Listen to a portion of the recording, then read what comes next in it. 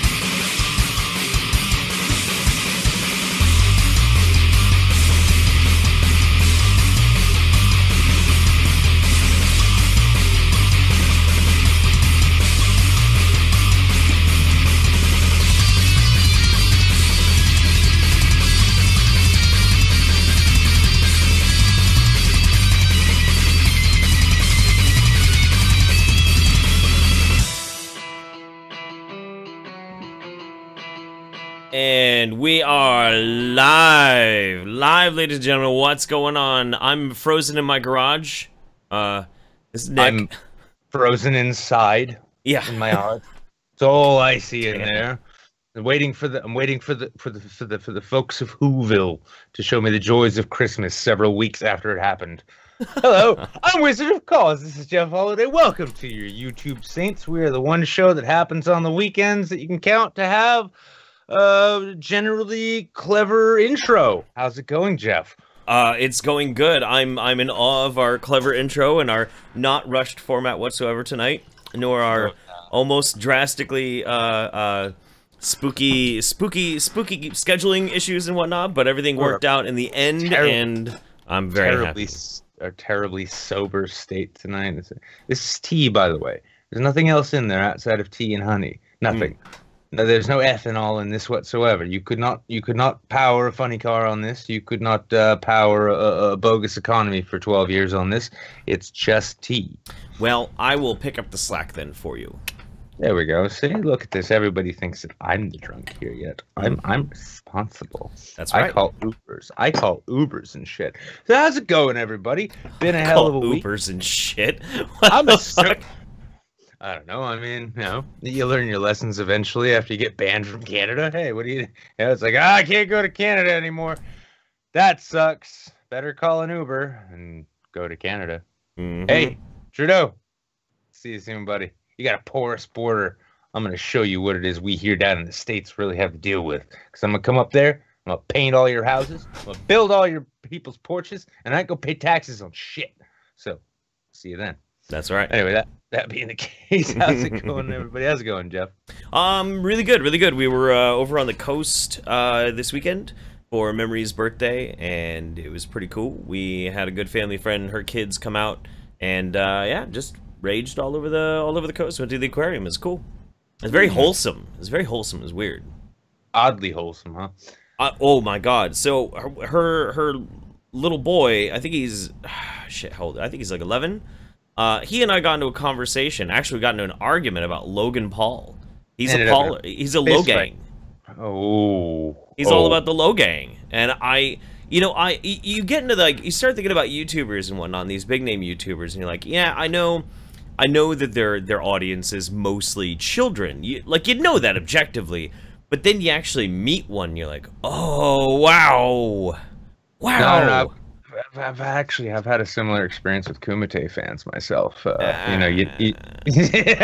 I was like, which direction can I go in this? Initially, I was thinking PewDiePie. I'm like, that's so obvious, it's boring. And then I'm thinking, like, what after that? I'm like, who else has children for audiences? I'm like, oh, Casey Knight. No, we've done that one. Yeah, we've done that one. Here we are. Oh, you know what? I got a great one.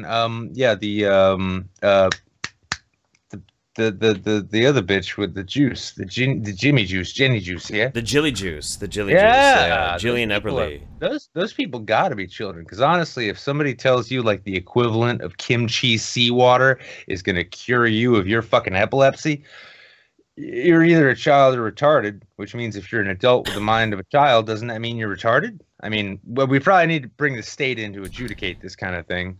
I just thought the whole conversation was really fascinating, because I was like, man, all of the Pauls suck. They're awful. You know, Jake Paul sucks, Logan Paul sucks, and he's like, oh yeah, well no, I know Jake Paul really, really sucks, but like Logan is just a really good guy. He's misunderstood. I'm like, oh, dude.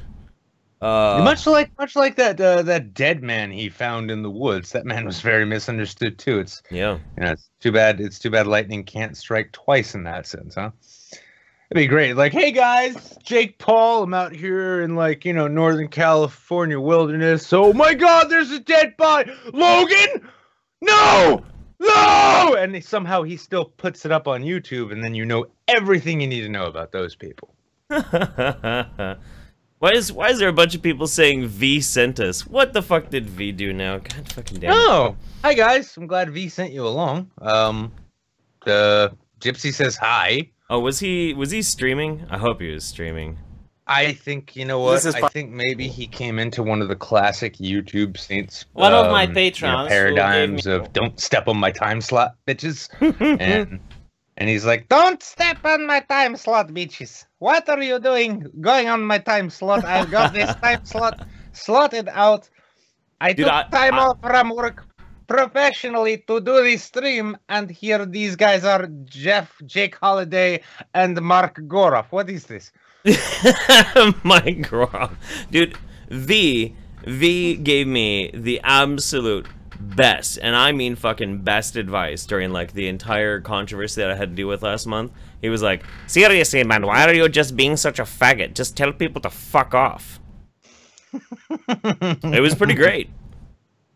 That's not bad. Oh. Look, you know, I see them tears, you know, I see them tears, and all I can think is there is so much salt in tears. Why are you putting this on the internet? I've had to work, by the way, I've had to work long and hard on that V impression. I mean, oh yeah. Well, at the beginning of my YouTube career, I had this wonderful run when everyone was accusing me of creating Krautenty and harmful opinions as characters, because they're That's like, true. I noticed your voice. Yeah, you remember that. Yeah, there was a conspiracy theory going around that you were actually Krautenty and harmful opinions. Yeah, and this is not bullshit at all. Like I was getting DMs regularly asking if these were characters that I came up with because they're anon, but they've heard me do the voices and it sounds so strange. So now I've got to convince everyone that V himself is nothing more than a face rig that I set up. It's like, yes, I downloaded the Ukrainian DLC and decided to add it to face. You know, I got bored of being a dragon. I figured I want to be a Ukrainian like medical biochemist or whatever he does. And that's a fine thing.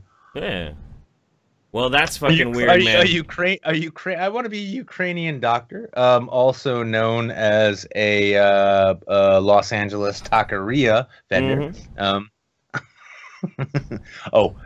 I get it. Yeah, so like, yeah, make fun of like, you know, Ukrainian immigrants. It's just that's where I lose you guys. Okay. I guess so. Well, let's oh shit. Oh my god. All right. We actually have some things that we have to income the virtue signaling downvotes. I love it. Guys, for the record, and I just want to say this here. It used to be when you brigade a video with downvotes, it was to make sure that it never trended. But if you go to the trending section, you will see that up and down votes have absolutely fuck all to do with trending. So I'm glad you guys showed up. We appreciate the views. These are all monetized. So thank you for your salt. Thank you for your money. Thank you for your shekels. And let's get on with the show. Let's get on with the show. First and foremost, we got a stream blessing from Prince Adu. I want my fanfic to be read live in the Saints when it's done. God damn it. She's writing a fanfic about us. Yeah, it's going to take a... wait, it's Prince Adu? Yeah, I am also thirsty for more Saints fics. I know you're thirsty, darling. Hit me up, audience, if you have some, and they will give you some. Everybody send your fanfic. By the way, Adu. In addition to being just like the cutest thing on YouTube, she is probably one of the best writers on YouTube. Definitely go and subscribe to Prince Adu right away. If you haven't already, I don't know why you're even here. There's 264 of you. I mean, she ought to be well over 20,000 subscribers at this point. Yeah, it's true. YOFET says, sup guys, just got cast in the lead role for Dog Sees God, the unofficial Peanuts gang in high school. I'm Charlie Brown, and the thing that's going to push my acting skills here is I have to kiss a guy, and not just once, lol. Challenge accepted. Man, you know what? Here's the thing. They're going to want you to be professional? Nah, fuck that. Get passionate about it. Use tongue. That's how you be an actor. You got to jump into the role. You know, it's as funny as what he's saying might sound, that's actually entirely true. If you're a straight actor cast in a gay role, you're gay for as long as you have that job. Absolutely. Yeah, because if you don't, the audience is going to pick up on it. And that's why I'm so often cast as like quasi-sociopathic angry people. Yep. You know? Absolutely. Yeah, they're like, yeah, I don't want to bring you too far out of your comfort zone here, kid. That's why we recast the role of the guy who actually prays. So, and that's a true story. Jables Boogly says, Leslie Maxwell, if you can hear this, we miss you. Please come back to your internet home. That's true. We've had a regular user of the Saints Discord kind of go missing suspiciously. So Leslie Maxwell, if you're out there, come on home. And last but not least, Sergeant Buck says, I can hardly wait for the influx of foreign echidna spamming. Oh, I mean, it's kind of happening. There's lots of spits, lots of way, you know, non-tired memes. I mean, I can't really talk about tired memes. I did make a video about Kekistan, so anyway. Yeah, I mean, but I mean, in fairness, it's like, you know, when you help give birth to a meme, you at least want to see it go off to college, right? That's true. That's very exactly. And I mean, you know, it's one thing to giving birth to a meme, you know, helping push it along, and another thing to just beating a dead horse. Mm-hmm. Hey guys, you got anybody out there got any like really fire Sonic macros you can just shoot off? Jesus Christ. All right, so anyway, let's get into the news. Yes. All right. First on the ticket, we've got Trump decries immigrants from shithole countries coming to the U.S. You knew this was coming, guys. You knew we were going to have to be talking about it. Might as well. Fuck it. Let's do it. So, President Donald Trump... Oh, go ahead. No, I was just gonna point out too, when I put these news items together, I like to put my own little headlines on them. And as you noticed, there was no ticker tonight, and that was my fault. Yeah, that sounded like a foreign language to me when I said that. My fault. I'm gonna have to practice that anyway. Yeah, this one was actually written up as Floby haircut refers to foreign countries as shitholes. So. Floby, man. President Donald Trump expressed frustration behind closed doors of people coming to the U.S. from shithole countries, sources told CNN on Thursday. One of the sources briefed on the Thursday Oval Office meeting with lawmakers confirmed Trump asked, "Why do we want all these people from shithole countries coming here?" A person familiar with the meeting said Illinois Democratic Senator Dick Durbin and South Carolina GOP Senator Lindsey Graham brought a plan to Trump that involved cutting the visa lottery in half, and at the behest of the Congressional Black Caucus, the rest would go to underrepresented countries in Africa and temporary protective status nations, including Haiti. The person said language was salty on both sides. Huh. Ooh. I didn't really hear that necessarily. You only really hear that he said shithole. That's pretty much like everybody kind of focused on. I think most people have kind of ignored the broader context of what they were talking about when they were talking about the immigration policy. Instead, they were like, he said shithole! Oh my god! Like, I mean, again, too, you know, even at this point, one of the things that I just can't get over is, so we're just about, we're a year into this shit, just about. Yeah? Mm-hmm. You've all had a year. All of you New York Times, CNN, fucking Spike Vice bloggers, all of you guys. You've had a year to get used to this shit. Yet you still, like, fan yourselves like you're about to faint on some couch somewhere every time something stupid supposedly comes out of this man's mouth. Have you not gotten used to this already? I mean, this is part of being human. It's recognizing patterns. Have you not recognized the pattern yet? Get fucking used to it. This is the president that you and your establishment helped fucking create. We wouldn't have this if you hadn't been pushing bullshit on people for as long as you have. CNN, MSNBC, NPR, all of you openly said maybe we should abandon objectivity because this is such an extraordinary time. And then you tried to push a corporate war hawk shill piece of shit Clinton down our throats. While the only alternative we had was somebody who categorically just said fuck you to everything. What did you think was gonna happen? Which admittedly was kind of refreshing to hear. It was very refreshing to hear at the time, but like, I mean, look at where we are now. What the fuck? It's the fun thing. Yeah, go for it. No, you had something. So the thing that's weird about this too is like, so people want to politicize this shithole remark and do something it is or something that it isn't. They're trying to find like a broader context to apply this to more things rather than just an offhanded color, you know, racy remark, you know. And it's weird too because people want to make this leap of if you call the country shithole, you're calling the people shithole, which you can make that argument, and it's not the flimsiest of argument, but it's not a very strong argument either. Like, you can't really just put words into people's mouths, or at least you shouldn't. I mean, I know I shouldn't.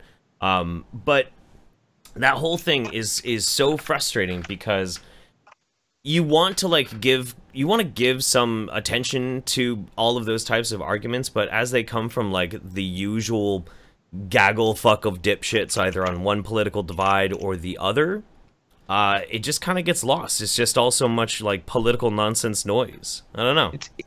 It's almost like the louder the din of hysterical pop partisanship and bullshitty politics gets, the less people are actually paying attention to shit that's actually going on, like such as trade and tax deals and the like. But no, hey, you know what? Yeah, you know what? We need to keep defending our hats, be they red or pink. We need to keep defending them. Because that's how Americans do politics. Simply, stupidly, embarrassingly. But hey, yeah, it's all going to be great again soon. Now, a fun thing. Now, I'm going to throw this out, and if you want to bring up the image, because you know the image I'm talking about. Oh, yeah. Here's a fun thing. Now, we can always count. Here's a fun thing. We can always count on the, let's call them the quasi-journalistic barons of contrariety. That being Reason.com. Now, Reason.com came out with their hit and run blog. This is from Shika Dalmia. But shitholers of the world are making America great. And here we have ourselves median U.S. household income selected by ancestry and ethnic group. God damn, it's almost like them Indians are fucking industrious or something. Oh, god damn.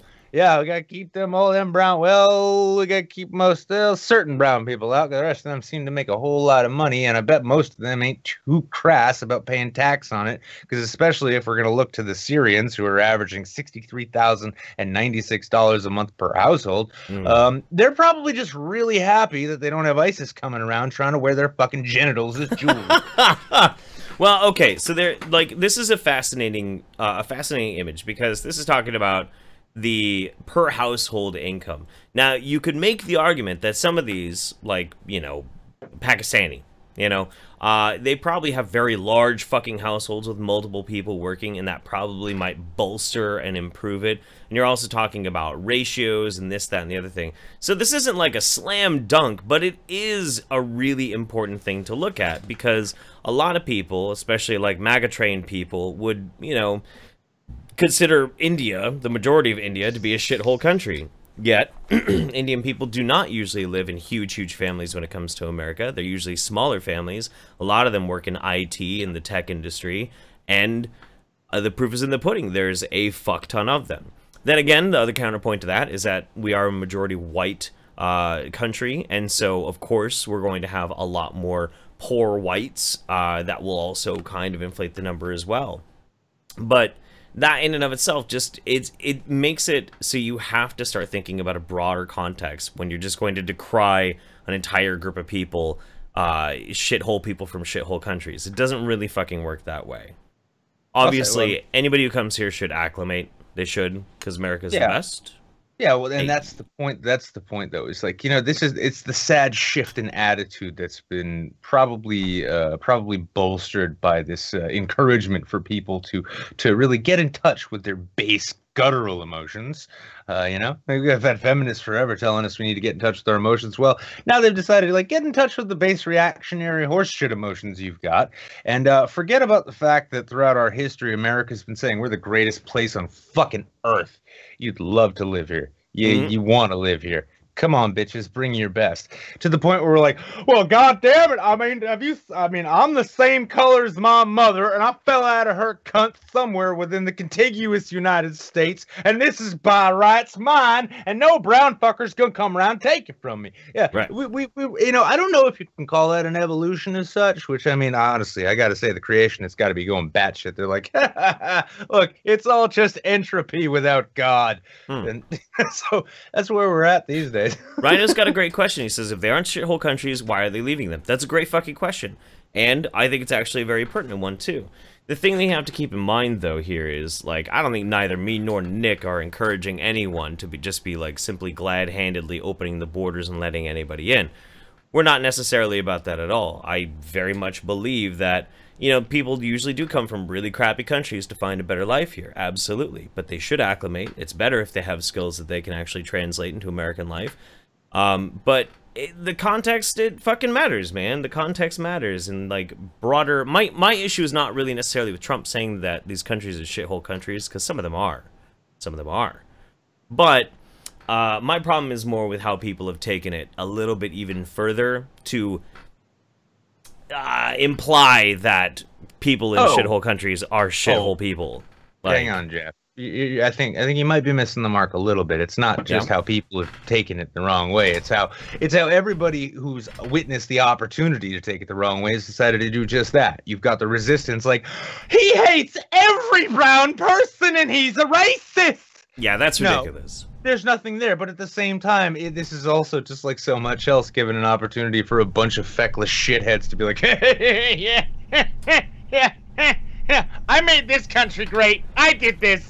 It's my country. It's great because of me. Fuck all you, your shithole country. You know, I'm sorry. The Brazilian fucking line cook I worked with, who walked his way from Sao Paulo to the Mexican southern border, which, mind you, is very entrepreneurial in many ways, and then decided he would cross that and then cross over the Rio Grande, get in a cattle truck from Texas to Boston just so he could cook pizza for the fuckers in Salem, New Hampshire. That motherfucker wants it. I mean, if you want somebody to demonstrate that they fucking want it, that motherfucker wants it. The Mexicans, I remember, like, there was a good number of them in at Fort Benning training to be fucking infantrymen so that their families could get citizenship, hopefully. Those fuckers want it. Falling out of your mother's cunt is not an accomplishment. It's just fucking not. And we're going to have to get over that if we're ever going to get fucking anywhere. But all the same, the politicization on this, it's so funny. And I do almost love the fact that we can look to reason.com for that sort of contrarian fuck you. In this sense, it's like, yeah, look at all these like shithole countries. And God, when they send their people here, they're just so shitty. They make $60,000 to $100,000 a year per household. God damn them. All right, so we've got. Sorry, I'm watching the chat with some salty people, and I'm amused beyond words. It's fucking great. This is what happens when I show up on the show sober. Yeah, I know, dude. Imarai says Hawaii nuclear alert is a false flag by Hawaiian Senator Tulsi Gabbard to capitalize the inevitable slack response from Trump to build support for her own 2020 run. Sanders Gabbard 2020. Don't worry, we're going to get to the Hawaii thing in just a minute. Sereti Kuchi, look at the bright side. At least it's not Rwandan Knuckles and his murdering of Tootsie Sonic with a machete for vaguely defined reasons. It's the way, brother. Batman's Pet Goldfish, my birthday was on Friday and tonight is taco night at my house. Fuck yeah. I had a good weekend. I hope you guys had a good one too. As a side note, the best way to combat the negativity is with kindness. Spam the chat with hearts to combat the raid. Yeah, you can always do that if you want to. Rimshi... Saints Mug Club, the mug for drinking whiskey, spiked coffee, sans coffee. That's right. Ethnic shitholian. What is wrong with him? Real quick, sorry, I just want to go back on the last point. I never underestimate the joy of actually adding whiskey to coffee. It's delicious, especially when it's like cold outside. It's an extra little bit of warmth in your cup. And then you realize, like, I'm so glad I called in sick today, but I feel fine. Let's see. Ethnic shitholian. What is wrong with the merit-based system? Would it not be racist to accept or reject somebody's entry into the country solely on the color of their skin? Yeah, it would be extremely racist to base it on the color of their skin. Merit-based systems? Absolutely, man. I'm all for it. I'm all fucking for it. Absolutely. Unless, who is it the Finns hate again? The Swedes. So as long as we don't let Swedes in, I've softened on the Swedes, man. It's okay. Oh, because you don't want. I know who wants to look like a racist on the internet these days. Anyway, so let's we're late. We got to get fretted on soon. So let's get through these next two ones real quick. We got passenger plane skids off airport runway, dangles off cliff edge. Holy freaking shit, dude. I'll tell you guys a secret. When you see this picture, you'll know that the plane simply identified as a boat. Yeah, really. This is yeah. A passenger jet skidded off the runway at a Turkish airport Saturday. It's Turkish, okay, and plunged down the side of a cliff just a few feet away from the Black Sea, sparking mass panic among travelers and crew members. Well, no shit. Their plane just skidded almost into the fucking river. The Pegasus Airlines 737 aircraft carrying 168 passengers and crew members had a runway excursion incident. Fucking crashed! While landing at the Trabzon airport, the airline said in a statement on Sunday. Showed it on a muddy slope with its nose dangerously close to the Black Sea coast. That is fucked, dude. Yeah, I mean, it really, and it's funny because I mean to say it's funny, but when you look at the picture, I mean, the plane looks sad. The plane looks sad. The plane's like just kind of like it almost looks like it's just got its arms back, like it was trying a Naruto run, and it failed. And then it's just lying face down on the dirt there, like I was so close. Fucking Naruto run and failed. I was born to be a schooner. Yeah. Jesus Christ. It didn't work out. But yeah, I mean, so everyone was alive, right? Yeah. Well, it says there was no loss of life, no loss of life or injury. I call bullshit on the injury. I'm sure some people got banged up, but at least nobody fucking died. They said there was panic and screaming when the aircraft careened off the runway. No shit. Yeah. Imagine my shock. I almost kind of wish they'd like just leave it there as a piece of abstract art, just to remind future pilots to like keep it straight and narrow until they're up in the air. Like, you know, fuck up once you're out of our airspace. That's fine. But don't do it here, otherwise no one will want to come here because they don't think they'll ever be able to leave. All right, let's go to the last one. Hawaii panics after alert about incoming missile is sent in error. This was juicy. Yeah, this was now you guys probably all heard about this. So an emergency alert went out, said ballistic missile threat inbound to Hawaii. Seek immediate shelter. This is not a drill. You know? And an early morning emergency alert mistakenly warning of an incoming ballistic missile attack was dispatched to cell phones across Hawaii on Saturday, setting off widespread panic in a state that was already on edge because of escalating tensions between the U.S. and North Korea. This is from the New York Times, by the way. The alert sent by Hawaii Emergency Management Agency was revoked 38 minutes after it was issued. Oh, good. So just a little over half an hour of panic, and then you guys could decide to get around it, prompting confusion over why it was released and why it took so long to rescind. State officials and residents of a normally tranquil part of the Pacific, as well as tourists. Well, I've seen Dog the Bounty Hunter. I know that's not true. Right. But as well as tourists swept up in the panic, immediately expressed outrage. Americans expressed outrage? No shit. I know. What happened today was totally unacceptable, said King Candy, a la Governor David Y. King Candy, Jesus Christ. Yeah. Many in our community were deeply affected by this. I am sorry for the pain and confusion that anyone might have experienced. I'm just going to continue with that voice. Officials said the alert was the result of human error, no shit, and not the work of hackers or a foreign government. It's good to know. Can't pin it on the Russians this time. Thanks, guys. You know, like it's like, oh, by the way, this was in no way the result of Russian hackers who totally do things. No. Yeah. Oh my god, I love this though. The mistake occurred during a shift change drill that takes place 3 times a day at the emergency command post, according to Richard Raposa, a spokesman for the agency.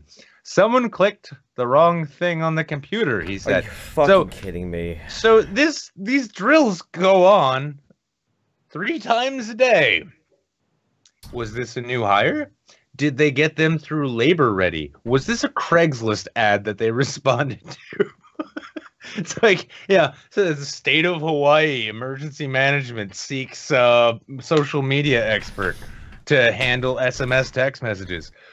Looking for someone to not scare the shit out of anyone needlessly. This guy's like, oh, fuck, I mean, Chipotle just fired me. I need a job. And there he went.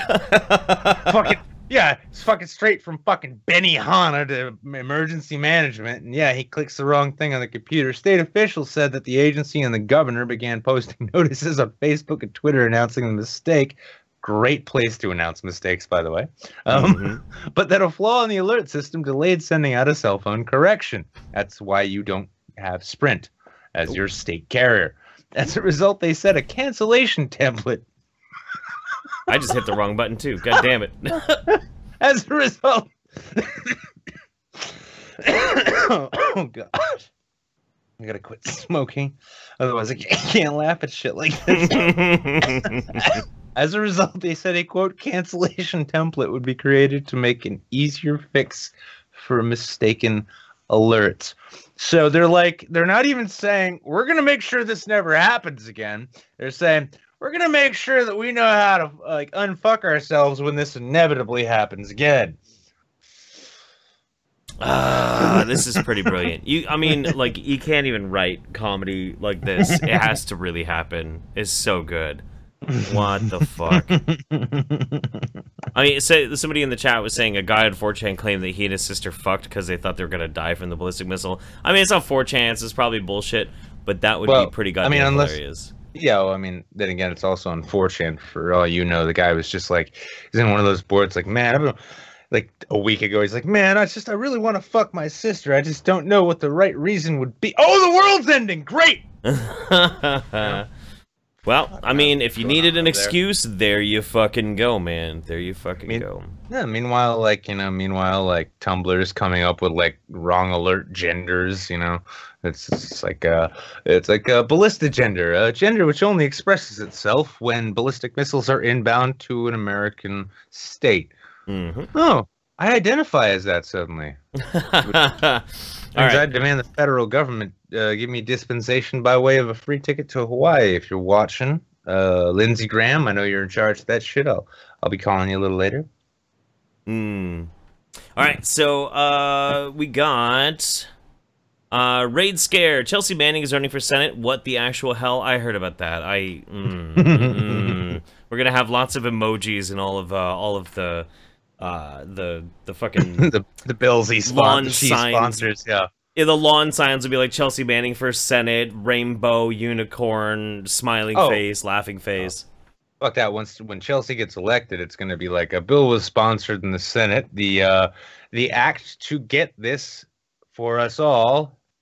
Smiley face, rainbow, rainbow, rainbow, rainbow, missile, smiley face, rainbow, rainbow. Mm-hmm. Do we want to enter this into the congressional? We have to enter this into the congressional. Really? Dreadabelle says, we didn't mean to kill you, but I'm not complaining, Nick. West Coast, Best Coast, P.S. Coming to Corn in Depth. Thank you, god damn it. Jables Boogly, the people have spoken. Major merch suggestion is fleshlights molded from the Saints' assholes.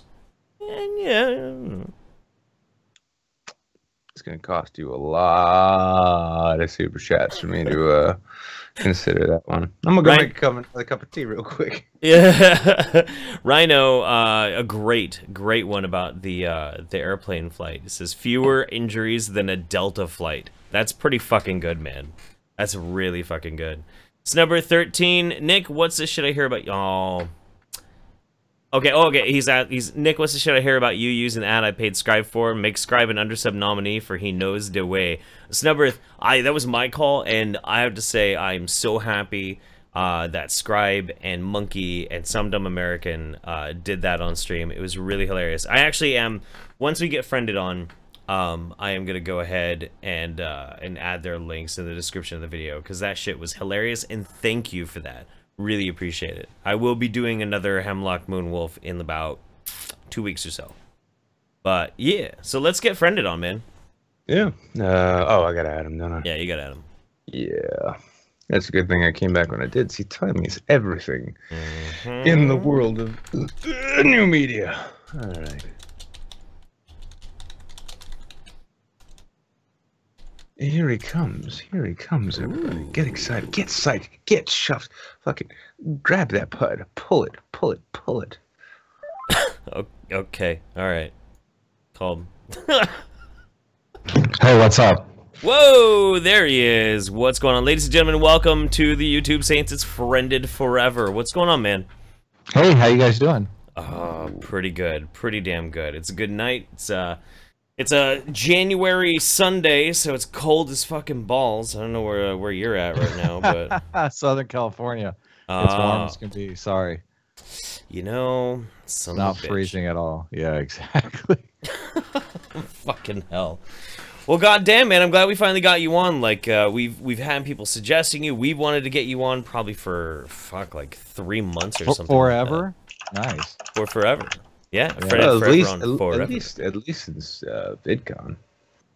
Oh yeah. So it's good to be on. It's total. You guys played a clip of my Social Justice Detective. I want to thank you for promoting my opus at the moment. I'm busily working on a script for episode 2. So excellent. Yeah. No, that was genius. The So Nick was telling me like he was like, yeah, no, you've met Friended before. He was at VidCon. I'm like, no, dude, I didn't meet. You Friended. you introduced me to Bunty King. I just had a stream with Bunty King yesterday. Wait, I did? And, yeah, at Blair's party. Yeah. No, shit, you that were, was you. But, I mean, you were like, you know how they say 3. Yeah, you know how they say 3 sheets to the wind. You Yeah. were like 300 sheets to the wind. Oh man, Many sheets and a great amount of wind that night. Yeah.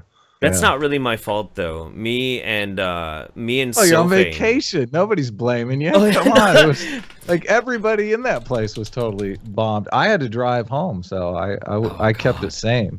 Yeah, no, me and Sophane, we met this Icelandic. I think he said he was a billionaire.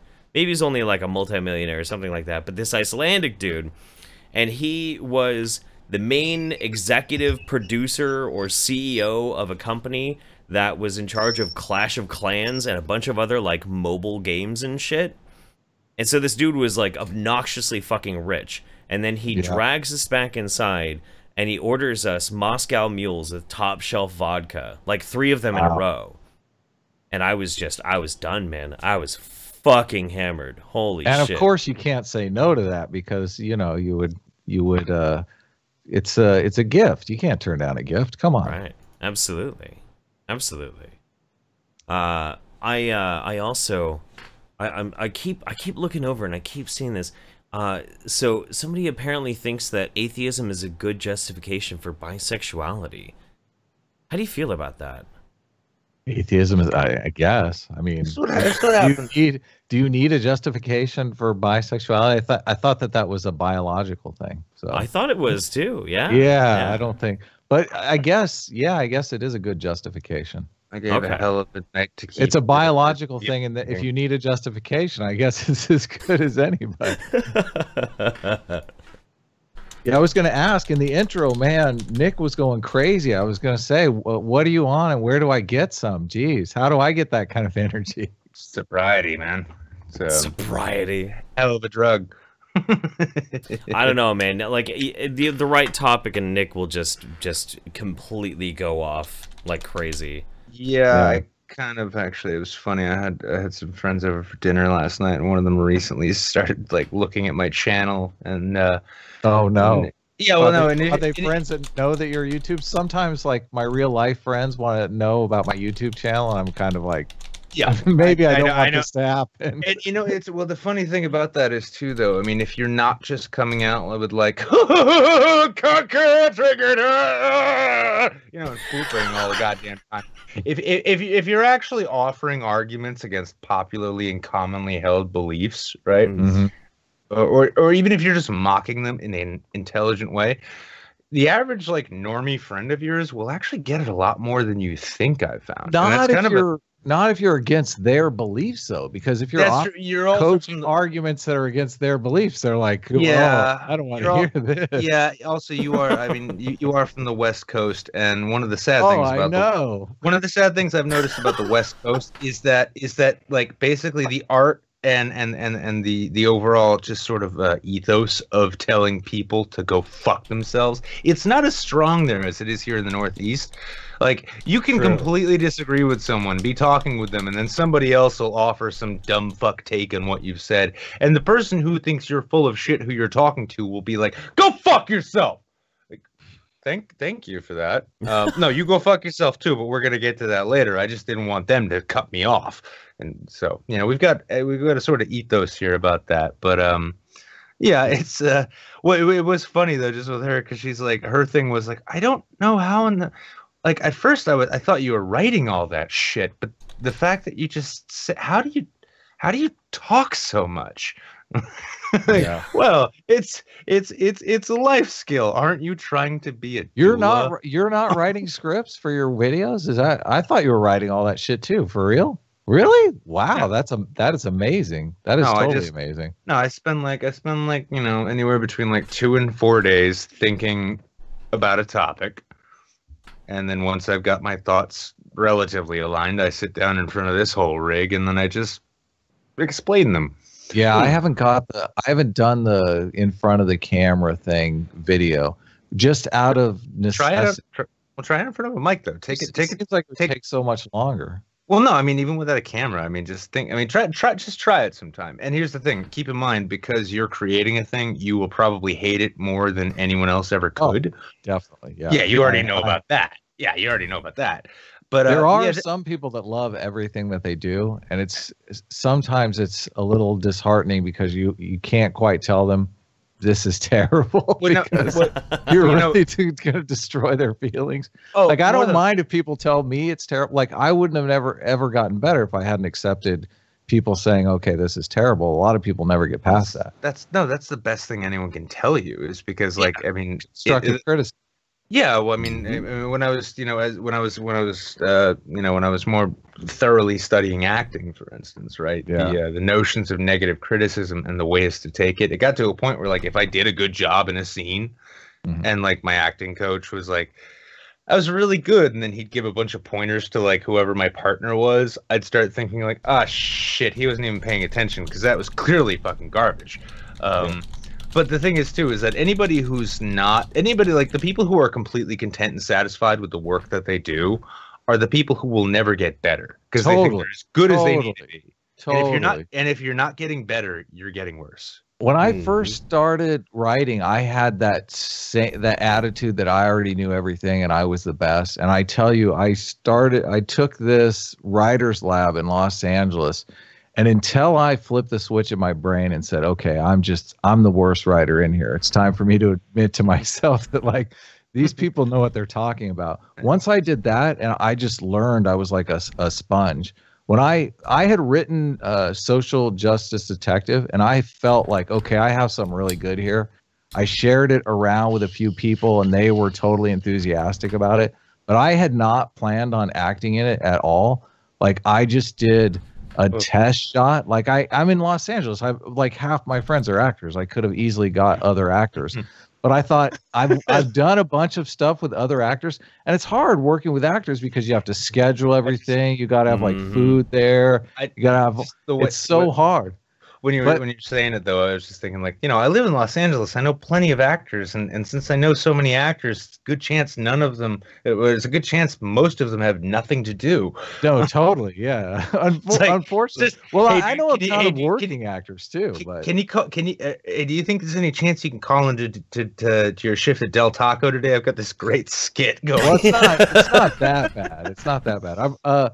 But the thing is about acting that I've noticed is like people have really complimented me on my acting in that. And I never really thought of myself as an actor. But when you work on a set or something like that, and when you're as an actor, you have to deliver in front of like 12 people standing around just hoping you're going to fail. Like it's the worst situation ever. Well, and if you decide to like, you're going to go in front of a camera again too. And this was, this was the best advice that all of my coaches and my ex-roommate who was like a coach for like me for my acting for like 2 years almost. Your entire cast, your entire crew, and even before that, if you're going for a role, the casting director that you're like standing in a room with reading lines to, all of them, they don't want you to fail. They want to see the fucking best shit you can possibly give, right? And when you deliver as, the best you can, or you deliver your best take, when they're like enjoying it and appreciating it, that's not bullshit. Like everyone who is watching you, and that's the funny thing about a good performer, and it's the same thing as if you're not getting better, you're getting worse. It's that a good performer will walk onto a platform, and if they're skilled and they've been doing it long enough, they'll say, all right, I'm just going to do this, and they will make their own judgments, and that's that. But like, if you really give a fuck about what you're doing, when you go to give a performance and you step up there and you're assuming everyone is watching you, waiting for you to fuck up, that's a good thing in a sense, because that's your own mind telling you. That's called terror. No, it's terror. No, it's constant terror. It's important, dude. No. It needs to motivate you. No. Because that's how you shit your pants in front of people. It's not. Yeah, you can shit your pants as long as you deliver those lines in the correct order. Are we talking about like? Are we talking? This isn't smell-o-vision we're talking about. Are we talking about tryouts or like minicams.com or some shit? Like I don't know, man. No, well, he's talking about both casting, directing, and being on set. When you're on set, you usually have like a boom man, you have a sound man, you have like a gaffer, you have. No, perfect. Yeah. That's perfect. But all these people are standing around, and all they care about is the lunch. No, but take the boom operator, right? Hmm. He knows better than anybody else as he's holding that stick above his head. I know. Making sure it's in the right place. That if you fuck up, he's got to be there even longer. I know. He doesn't want you to fuck up. He wants you to do a really good job. That's why he hates your gut. It's hard to dial in this is actually what the first thing to go on a set is usually the assistant director. And the assistant director is so valuable because the assistant director is like the asshole of the set. So he's the one that takes the brunt of everybody's abuse. But like if you're the director and you have to talk to a performer and they begin to hate you, you're never going to get a good performance out of them. As soon as there's bad blood on the set, it's over. But that's why talent gets their ass kissed so much. It's like they assign 4 PAs to you, even if you have like 2 lines of dialogue in the whole thing. They're like, "Can I get you coffee, sir? Is there anything I can get you? Is there anything I can get you? Can I do anything for you?" Like, this is creepy. No, go away. But in Social Justice Detective, I have absolutely no set. Like I have nobody on set. I have no crew. I have no nothing. Like I am convinced that I couldn't do it unless I was by myself in a room. So it's like that just being alone allowed me to dial in a performance that I think was a lot like kookier than I could have done if people were actually staring at me. Performing in front of people is much harder. But sometimes actors get off on performing in front of people and it's completely opposite. Like I've shot short stuff where the actors come in and it's a really small crew. It's just a few people and they're terrible. They're like, I need more people to perform in front of. And I'm like, dude, like bring the performance. Come on. What are we doing here? Now, were these? I'm just curious because I found this on like a number of films, like the difference between stage and screen actors. Like if you're trained as a screen actor, that's the distinction. Where's the camera? Where's the light coming from? Right. Where are the shadows? What do I do? Stage and then when they do their performances too. And this is something I was trained in this a little bit because like it's a problem when theater actors go over to screen. Yeah. So like stage actors, they're like yelling in the mic. Yeah, well, they're yelling, but more than that too, because they're not like they're still thinking that they're performing for the people who are watching with their eyes and not the camera. Yeah. So like a screen actor is actually taught to hold their head and face relatively still. And if you ever watch a really intense scene, you'll notice that the actor like moves around with their eyes more than their head. Yes. And Humphrey Bogart actually had a special professional lighting expert on set that he paid himself just to light his eyes just right. Meanwhile, stage actors, it's like, okay, so I have to give this like intense dialogue, so it's an intense, quiet conversation. Quiet conversation. Okay, I've got that. Mother, how can you? Exactly. It doesn't work. Exactly. Yeah. And also, it comes off as fake when the camera's like when you're doing close-ups and stuff like that. The camera picks up every little detail. And it's have you ever seen the inverse of that though? A stage actor or a screen actor who's not to really the stage and you're like you can't hear him at all. You're like, what's that guy saying? What's he doing? Yeah, they're kind of like, standing. They're kind of in the corner. Yeah, they're standing still, and you see their eyes rolling around. Maybe if you're like halfway back or forward, and it's just like. I've seen it. I played a parrot once in a play when I was 10. Nice. You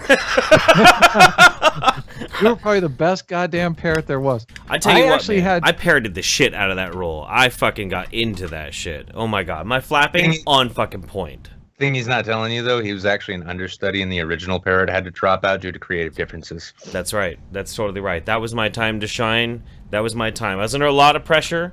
The producer kept trying to fuck my little boy pussy. Oh my god. You know, Who was? my This plumage. was a high school. I was- This was a high school play that. No, I was actually- 10, dude. I was It 10. was- This is I know. elementary. Oh, elementary. Yeah, it was produced by Harvey Weinstein and directed by Kevin Spacey. So That's right, You know, that's that's where Jeff learned the finer, delicate arts of man love. I was under so In- much stress. in I the was theater? starting to molt. You know, like it was awful. It was terrible. Everything was fucking crazy. You know what? I went out there. I killed it. I fucking killed it. That's great. Where's the video? Sat tape? on that motherfucker's shoulder. You know what's Thank God- you know thank what's fucked goodness up? They didn't have cell phone cameras back then, right? I know I do have a video of it. Oh, you do? I Holy do. shit. I fucking do. I'll find it at some point, and I tell you what, if I can find it, I will put it on as part of an intro for the Saints one night. I have an embarrassing video like that of my cousins, and he's always like, it was on a VHS tape, and I converted it to digital, and he's so pissed at me. Just Actually, wanted that thing to die. I So wonder if I could actually find that shit now. My computers are still networked up, and I might be able to find it on the old one. Oh no, Now, it's all fucked up. Well, Jeff goes and looks to find his one of his more embarrassing moments and bury it on his hard drive. Take this opportunity to remind you guys, if you don't want Google taking 30% of your sweet hard-earned money as you support this show, we do have Streamlabs, and there is the link down below. Keep it in mind. Don't really need to say it, but I noticed that, I noticed for one thing, Anata Hearts isn't here, like, pushing it with her clever little quips. So, yeah, I gotta pick slack up where I can. She's sick tonight, actually. that's an Everybody. interesting thing. I never noticed. The Streamlabs is like they don't take anything. They don't take a cut at all. It's No. A little bit. tiny by comparison. Google's If 30%. if they Wow. do, it's like 5% or something. It's really tiny. That's super nice. super tiny. Yeah, good for them. Good for yeah. them. Yeah. Yeah, no, I think it's I pretty think maybe the badass. problem is that there was too many people in on the Google staff who were big Bernie supporters, so they figured like, well, fuck it, we can tax people out the ass too. Yeah. Yeah. So it I think go I ahead. sent you the idea for Social Justice Detective before I even wrote it. I think I was DMing with you on Twitter about it. Yeah. Oh, yeah. Yeah. I'll apologize to you now. No. No. You I mean, actually gave me encouragement. You were like, "That sounds like a great idea." So I was stoked. Oh, okay. Sorry, I thought you meant like you wanted me to like help you and work on you with it. Because No, not at all. I was just getting It's- feedback on the idea. Like One so thing- much of it starts with like an idea. You got to hook people with an idea. Oh yeah. Well, it's a funny thing I've noticed though. Like much as in like normal life, if you let like your circle of real life friends know that you can either fix computers or cars, yeah, Yes, they That's a will big bug mistake. the shit out. big Yeah, mistake. exactly. Never let them know that. I've noticed in the same case in like online circles. I noticed this ever since Gamergate, right? Yeah. But if Nick does people- free voiceover, by the way. exactly, yeah. If you let people know that you do acting or voiceover, Just so you know, in the writing- chat, if you need any free voiceover work, just talk to Nick. Oh, so Here's many. his here's his Twitter. Yeah, oh yeah. By the way, I also write free news blogs. I write free screenplays. I review screenplays for free, and I also write free whatever you happen to need. So, yeah, plug my DMs up because I mean, if nothing else, I'm barely on fucking Twitter anymore. So, Good for Just you. good Good for you. to I see think I'm Yeah, gonna try to Twitter's do the like terrible. once a week thing now. honestly, so it's been about a week now. I think I deactivated Facebook. I haven't really touched Twitter outside of responding to like some DMs that I get because it's like, oh shit, I Took gotta it off my respond to that. phone, which was a huge step in the right direction. Yeah. Yeah, it's really only when I log into my computer and I see like, oh, email, like I got a direct message. All right, what's the direct message? Respond to that and then fuck right off. And it's been funny, like my whiteboard is so full now because I have the RAM space to think of more important things than what the fuck some dickhead on Twitter is saying. It's wonderful. I mean, when Sargon got booted off, one of the first things he said is he's like, my God, I had no idea what a fucking time suck this was. Yeah, totally. And I completely understand what he's talking about now. All right, I put Guys- this up on share screen. I'm gonna share this with the stream too. Oh, I is didn't this a find- video? Nah, we're not gonna watch the video, but that is I was looking through the old archives I have, and that's me at 14 actually. Oh my god. Yeah, I look like a retard. It's terrible. I don't know what the fuck I was doing here. I look like a retard at 14 too. I think that's the joy of being 14, right? I guess. I don't know. This is a trip, man. It's weird. I had no idea at the end there that you were a small brown child. Well, I mean, I only caught a small piece of the share there, so I don't know. I lived in Panama, so I was friends with many small brown children. And you had to steal road cones? We did steal road cones. It was an initiation ritual. It's like, well, white boy, Wow. we don't know you that well. You gotta God steal some fucking road damn. cones, boy. God, you look so different. I know. Who would don't- know? Someone needs to Photoshop some nose rings in there and stuff. No, So I was Yeah, right? Say, look into these pictures. I would never guess that this boy would grow up to found the band Korn. That's true. It's true. Yep. There you go. That's me Jesus embarrassing the shit out of myself. the young musical prodigy. Yeah. God damn it! Nobody can really make the Korn jokes as much anymore now that I don't have dreadlocks. It's kind of sad. I know this is why we need new metal to come back for like maybe 6 months real quick, just so we can get some new comparisons in there. Gonna end up getting some fucking some fake Johnny Depp looking motherfucker showing up, and then they'll be like, ah, you're the front man for the Feftones. Like, yeah, no, it's Deftones. No, it's Feftones. They're a new band. Oh, we're already there. Actually, fucking fun note. This weekend, my daughter, 9 years old, right, asks, hey, because I'm just playing random songs on my phone while I'm cooking. She's like, can you put on Living Dead Girl? Like, what? I'm like, okay, it's Rob Zombie. Do you know Rob Zombie? Like, okay. Let me show you White Zombie. Do you know them? No! I play Astro Creep. Little girl. That's a funny ass shit.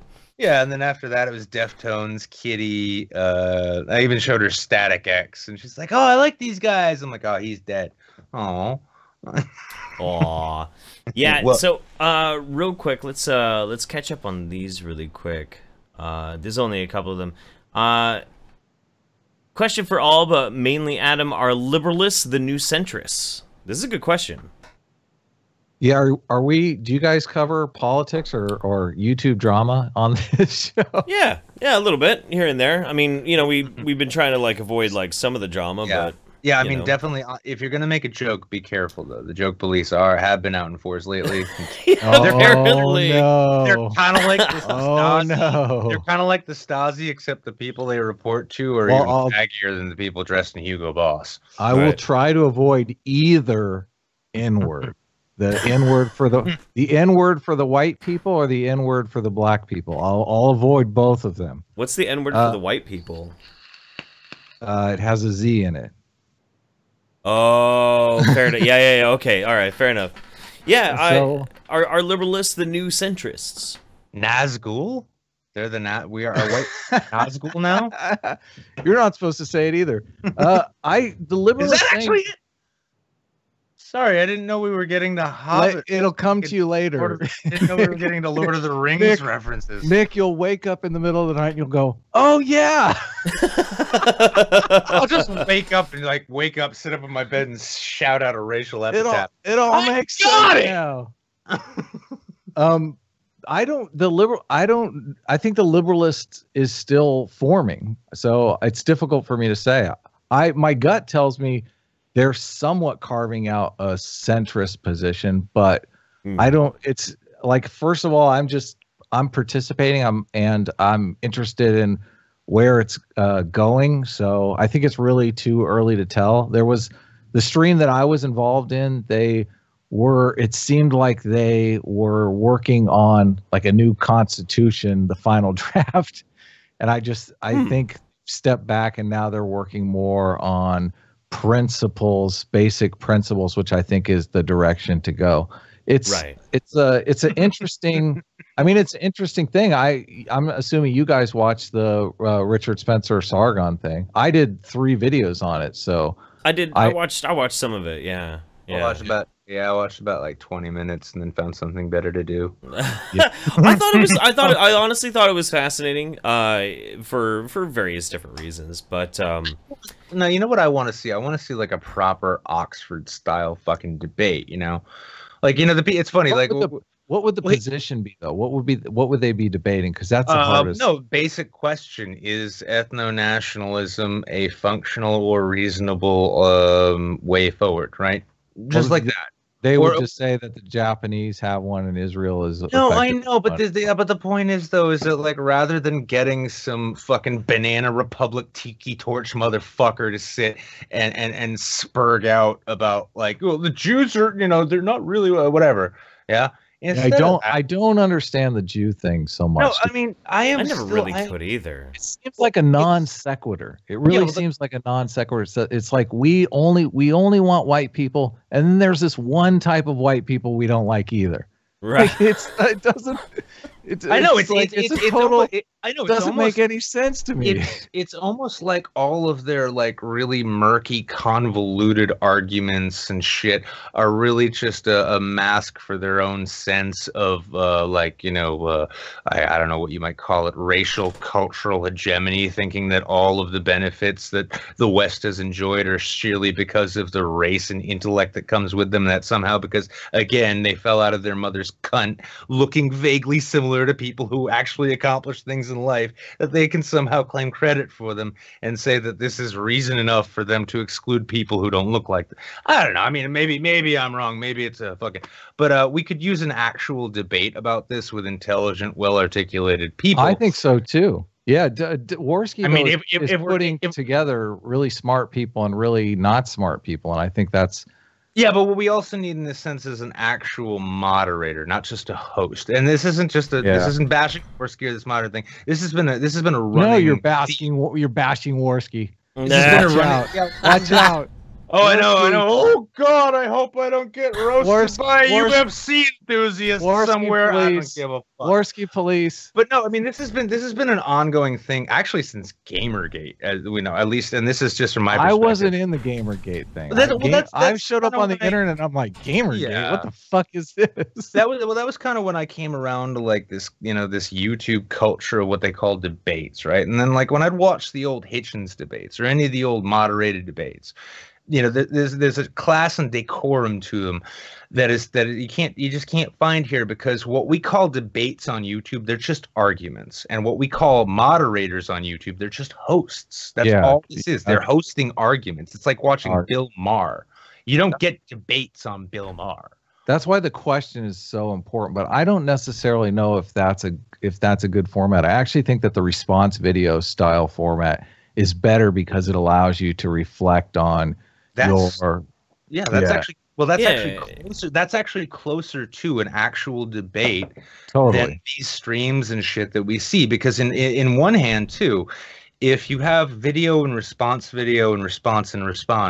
if they're going back and forth like that is, for one thing, people taking designated turns to speak their piece, argue their points, and argue against what they have heard. Now, if we're going to look for a moderator in this sense, right, that almost becomes the audience, because the audience ultimately is, in this case, they're both the judges, as in the case with most actual debates, but also they are the ones who oftentimes are tasked with deciding whether or not so-and-so created, invoked some kind of fallacy or ad hominem or something like that.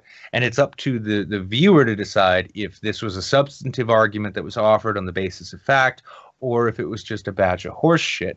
Those are closer to real debates than these horse shit Jerry Springer streams that we get. And we've been getting these for 4 fucking years now, dragging the name and concept of debate lower and lower and lower until we find that lowest common denominator where we might as well all hang truck nuts in the corner of our channels as little YouTube bugs.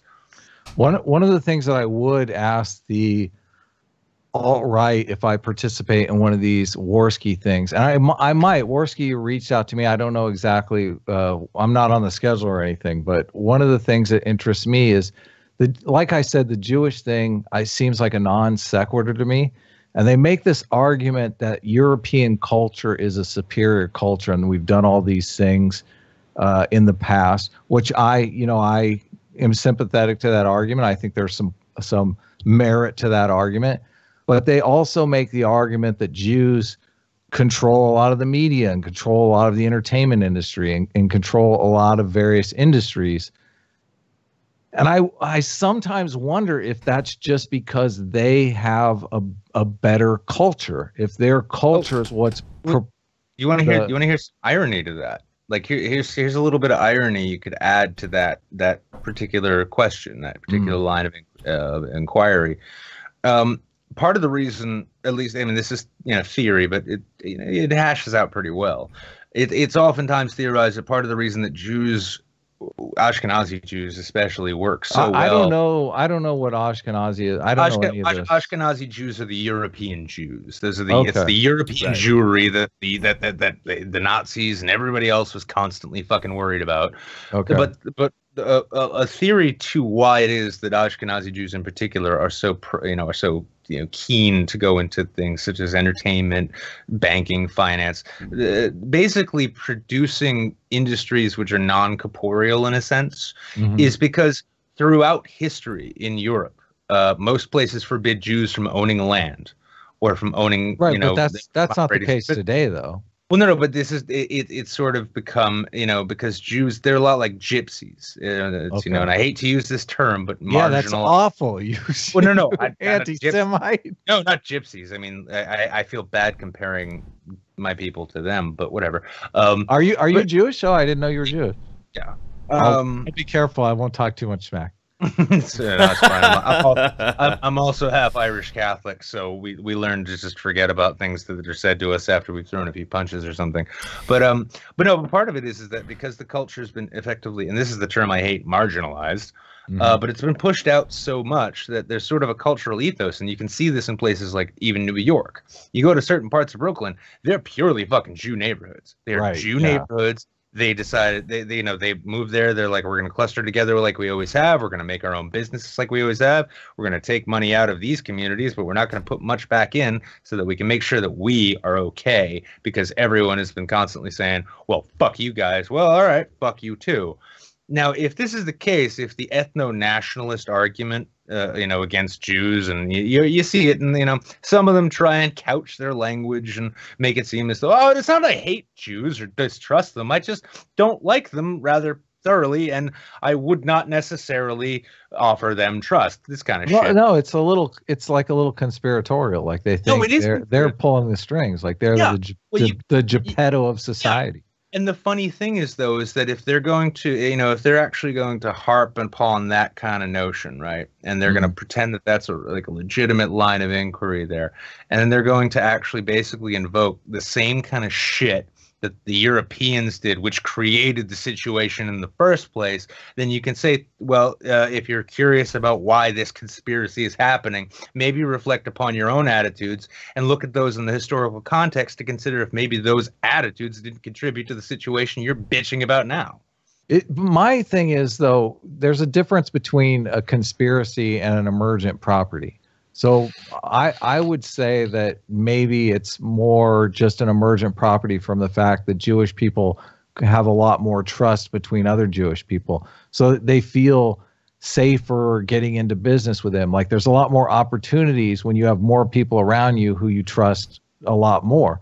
Like look at any other ethnic group, though. Look at Koreans, China. Look at any Asian group right now too. Like you go to Chinatown in any given city.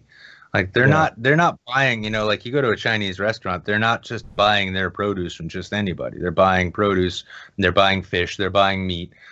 So they have a lot of trust. You're saying they have equal amounts of trust. Yeah, well, I mean, this is the thing, is that when and especially and part of it also does stem from, a history of sort of segregation, either soft or hard, in which when people show up, especially in major cities, immigrants from foreign places with foreign cultures, they are basically shuffled into certain zones, which become their own. Yeah. And then while they're there, they decide that they're going to build up their own little empires. You make it sound like they're forced into those zones. They're probably like wanting to be close to people that are familiar to them. These days especially. Yeah. But I mean, you can look. I mean, we just need to remember that here in America there was a time in which Irish the Irish were looked at. I've seen Gangs lesser of New York. I know my history. Yeah, I mean, if you grow up in New England, it's a funny thing because when I lived in the South and I've been out west, I've discovered like the views of history and especially American history change depending on where you're from. Here in the Northeast, this is effectively the oldest part of the country with the exception of St. Augustine, Florida, and New Orleans, which are the two oldest cities in the country. But outside of that, New England's the oldest place. Now, up here, all we learn about is revolutionary history, and then we learn a fuck ton. We learn a little bit about the Civil War, and then we learn a whole bunch about the Industrial Revolution because that shit really took root here more than anywhere else. Yeah. And then you go down south, and all they learn about is the Civil War. Now up here, one thing I remember, third grade, we spent like a month and a half on the whole notion of no Irish need apply. You know. And this is just the nature of the way the shit works is that, you know, throughout the early history of this country and throughout the early history of most countries until multiculturalism even became a word, we had these situations in which immigrants would come here.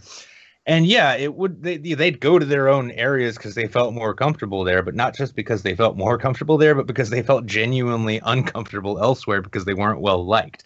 You know, if a Chinese person moved into what was becoming Little Italy, the Italians would tell them to get the fuck out. If an Italian person moved into Chinatown when it was just becoming Chinatown, the Chinese would tell them to get the fuck out. It's the way, you know, it's the way people have been. I would tell them to leave me alone. I would say, get away from me.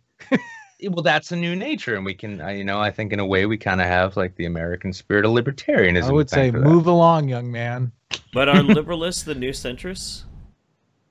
I have no idea. Yeah, I have no idea if they're. I have no idea on the political spectrum. First of all, my feeling about the political spectrum is constantly being attacked by everyone. I think the best indicator of left-right is individualism on the left and communitarianism on the right. That's why you have. I like that better than collectivism. Yeah. The majority of the military, the majority of the military is conservative. The majority of religious people are conservative. Like those groupish intuitions that humans have, wanting to form groups, are genuinely on the right.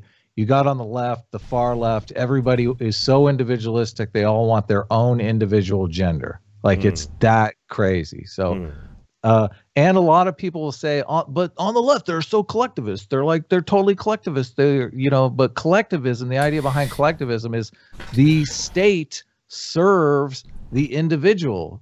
The individual doesn't have to do anything. Do you feel like there's a trend on the left that basically promotes people to take individualism to such an nth degree that it no longer has the same meaning that it should mean? Because I mean, for me, individualism is extremely important, but that's individualism as far as like I am in control of, and I do my best to avoid being extremely biased or being too influenced in this direction. Like I want to maintain my own agency, my own perspective, my own sense of self. But you have people that go so far on the radical left that essentially they take their individualism and they water it down to just simply labels. Simply, instead of I am me and who I am, I need to instead express myself and my individualism by my, made up 76 gender or that sort of thing. Like, is that like, do you think that's a symptom of overdoing your own individualism, or do you think it's something else? I think individualists compete for status as who can be the most individual. I honestly do, and I think like people want to talk about the authoritarian left, which just doesn't compute for me because I think of like feminism and social justice as just a market failure. Because if you're in a market where the ultimate goal is to find and weed out racism, and by finding and weeding out racism, you're going to gain status, which is valuable to people. Status is as valuable as money to people. Then you're going to have a bunch of people running around looking for racism wherever they can find it so that they can raise their status. Okay. And this isn't the same thing as a military, because a military is a hierarchical organization where you have the chain of command and stuff like that. Sure, you can have your Anita Sarkeesians, who found got as much status as they could because they found the most racism. They were the ones at the UN. But it's kind of the equivalent of like Steve Jobs being very rich because he developed a good product that everybody wanted. But it's a market thing. It's an emergent property where hierarchical collective structures like institutions are completely different. So most people don't make that distinction. In that regard, though, can I ask though? Do you feel because you're more immersed in the liberalist sort of thing than I am? I'm purely focusing on pseudoscience at the moment, but do you feel like they're putting too much emphasis on individualism, or that they're pretty much nailing it right now? I'm curious. I have no idea, and I haven't read. A lot of people are putting different stuff together on it, and I haven't read it all. So. Okay. And I know Sargon just updated the website with a new list of what do you call it? I want to say priorities, but that's totally the wrong word. Anyway, it doesn't matter. The different direction that I usually come at this stuff from, and I think the reason why people like my content is I come to it more from a what are you laughing at? Myself. Sorry. Oh, please go ahead. Sorry. For create are you guys sending porn? How come I'm no. Where's the dirty pictures? We're gonna call it comedic timing and moderation. Okay. Yeah. I forgot what I was saying, but anyway. Well, something actually I wanted to ask you though. And I really just discovered him recently. Are you familiar with Alan Watts? I've heard the name, but I don't know who it is off the top of my head. He's kind of he's really into good philosopher from, he's around in the 60s and stuff. Really big on Zen, Taoism, a lot of Eastern philosophy. And I'm big time anti-philosophy. I think he was big on LSD, but it was funny because I was listening to a lecture. I'm big on LSD. I just don't like philosophy. Right? Well, no, but when you combine, see, maybe that's why you're not big into philosophy, is because you're not big enough on LSD yet. Hey, yeah, see, there's an excuse to eat LSD. more. LSD will make you see right through the philosophy. Oh, dude, the Matrix. I'll tell you right now, I'm actually giving very serious thought to beginning a microdosing regimen. Oh my God, you're crazy. Imagine what my work would turn into. But one of the things I wanted to ask though is because, and you hear other philosophers talk about this too, is religious one-upsmanship.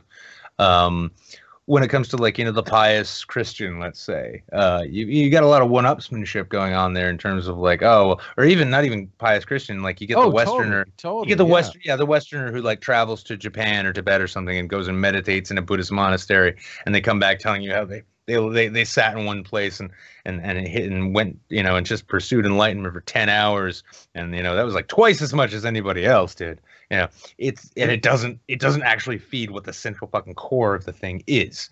And with this political thing, it's funny, we talk about individualism, right? And I adore individualism. But there is the notion that the notion of collectivism and individualism, they need to actually kind of merge in whatever the appropriate harmony for a given society will be. But I have to wonder, if one has an individualist movement, which is comical to think about because it's kind of it's like a hermit meetup almost. How long will it be, do you think, until you get to that point where you have people legitimately trying to be the most individual? I'm more individual than you are. Look at you. That's the 72 genders thing, though, isn't it? I mean, it's contrapoints. He wins. He's the most individualist. But that being the case, though, the fact that evolved from, and keep in mind, I worked in the field of leftist politics when the term. I remember. And there was a time in which the term social justice, I mean, for one thing, barely anyone used it. But at the time when barely anyone used it, it actually kind of meant something. It's okay, I'm going to go into a ghetto area. Milwaukee was a great example. There was a whole big deal about they were going to put 5,000 people to work in a factory that was going to be reopened in Milwaukee, making train cars and light rail components so that they could expand rail system, which most people, at least in the cities, wanted. And yeah, jobs and economic development. Yeah, and that was considered social justice. It was about, okay, let's stop these like contracts for manufacturing from being shipped overseas so the corporations can get the lowest fucking dollar bid on whatever they're doing. Now it's about your movie has to pass the Bechdel test. Yeah, and I have to wonder though, because we can actually, because at least those of us who've been watching it long enough can observe the evolution from what was, an economic, actual social justice mindset to this mania of, I'm a man in lipstick shouting at an animatronic doll. I'm a fucking hero now. I have to wonder if individualist movements might not actually kind of go the same way, to the point where the one-upsman, what we call virtue signaling now, oftentimes in the past was called one-upsmanship. And if we're going to get to a point of individualist one-upsmanship where, somebody will propose what is a reasonably good idea on a political platform upon an individualist basis, and somebody, just to show that they're more individualist than them, will point out the hidden collectivism in it. No, that won't work. So we got another one. Bearing Cab and Evan ask Adam about his MERS. What's your MERS? I don't know what's that. What is a MERS? You spelled it M-U-R-S-E, like MERS, like nurse but with an M. Maybe means I'm not sure what that means. What the fuck? Oh, yeah. Bearing Cab. Is that a joke or something? I don't know. Goldtooth says, long-time viewer, love...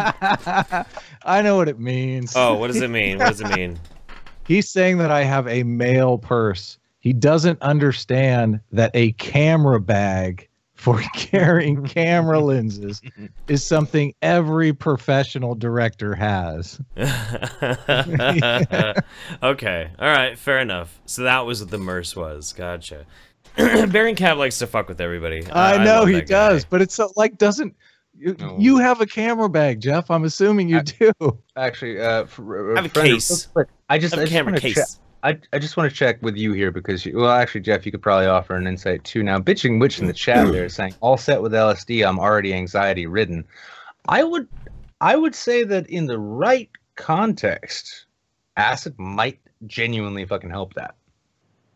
I mean, it could make it worse. No, I'm not saying if you're having an anxiety attack. When in doubt, stay away from the LSD, kids. Yeah, I'm not saying dose yourself when you're in the midst of an anxiety attack. It's not a fucking Xanax. Don't dose people that don't know they're getting dosed. Don't do that either. I've had that happen to me. Yeah. Yeah. No, but actually, no. Actually, I take that back. LSD, maybe not so much, but I would say mushrooms might actually, if you do it on a good day, they're worse. Don't do it. Here, look. It's really, really simple. Wait until the summer. Go camping with somebody that you trust. Have fun. If it's for you, it's for you. If not, it's only 10 hours. You'll be okay. I'm not saying no firearms. I'm not saying dose no guns. I'm not saying dose when you're in the midst of an anxiety attack, for fuck's sake. I'm saying, when you're in a good place, try it out, enjoy it, and you might actually find you come out of it with a different perspective. So when you have an anxiety attack coming on, this new perspective might actually be like, hey, actually no, I don't need to do this now. Brendan, have you ever had to deal with a friend tripping balls and he had a gun? No, but that sounds like a nightmare. Are you kidding? I know Nick has, and I know I have. Get the gun away from the guy on LSD? That should be a video game. Holy shit. Yes, it should. A little flash game. Talk him out of it. You got to be like, okay, dude. He's like, he's got the crazy eyes. You get the Oblivion fucking conversation wheel. Oh man. All right. You got to play it while you're on acid, so you.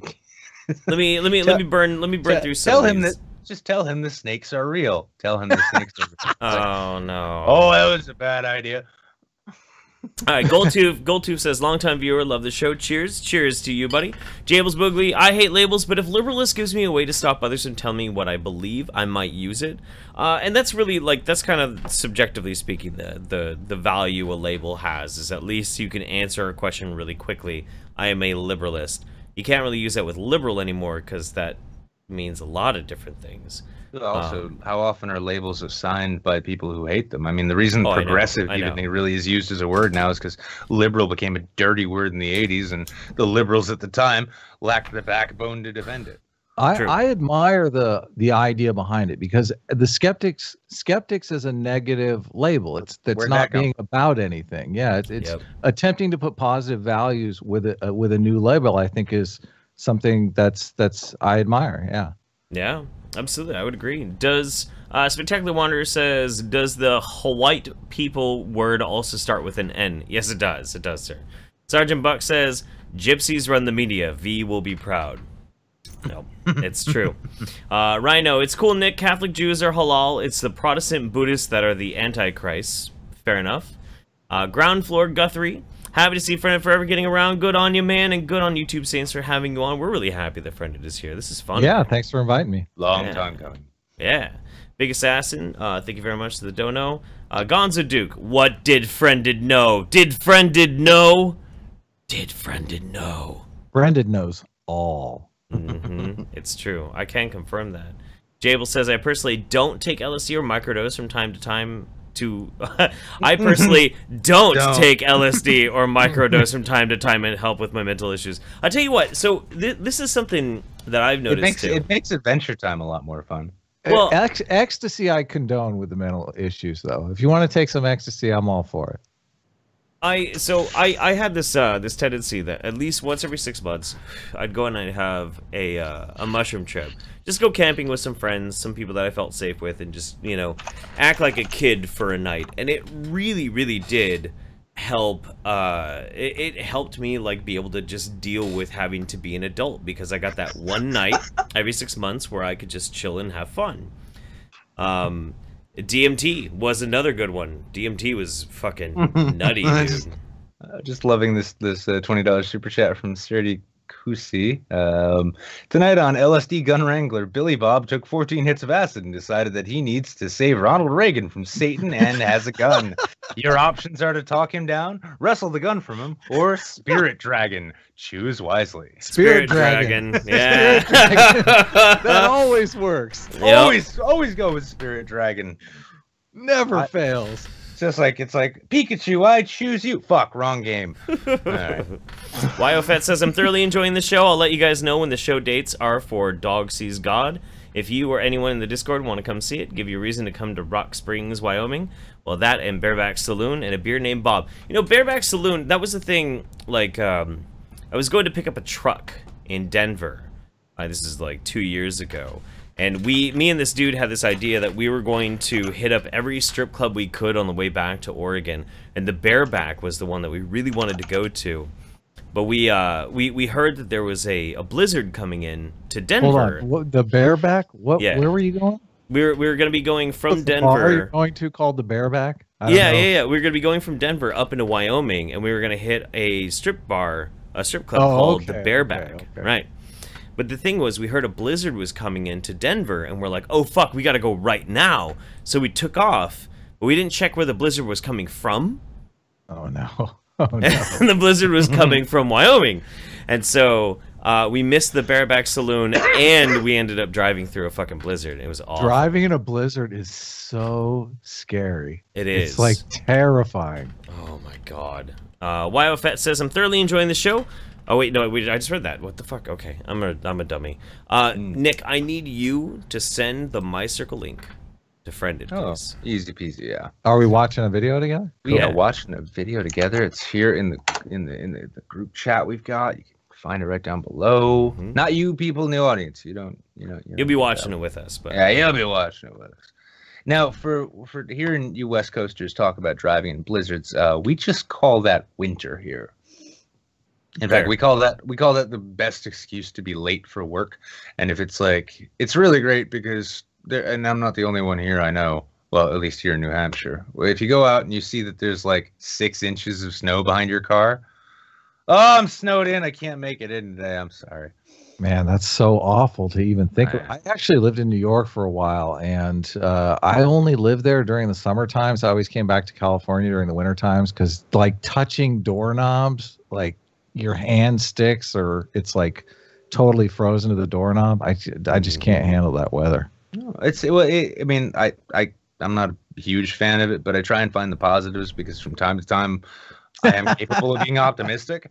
And it is nice though when like the shit comes down real heavy, and like we had like massive snowbanks all along Manchester here, and it went from like snow to ice. And this is when I lost all my heat and hot water. Wasn't able to enjoy it quite as much. But when you look outside and you see that it looks just like the fucking world is ending. It's pretty, yeah. No, it's pretty, and nobody expects you to do a fucking thing. Like, well, that's nice. Yeah, I mean, even like, you know, like shit. Whenever I've had like, you know, regular day jobs, if it got bad, if you don't feel like walking out to your car and you call them up and say, I can't make it in, they'll be like, I understand. Mm-hmm. Oh, that's easy. Shit. All right, cool. I might not be able to make it in tomorrow either. Oh, it's supposed to be sunny. God damn it. So, anyway, so let's move on to our Undersubbed of the week.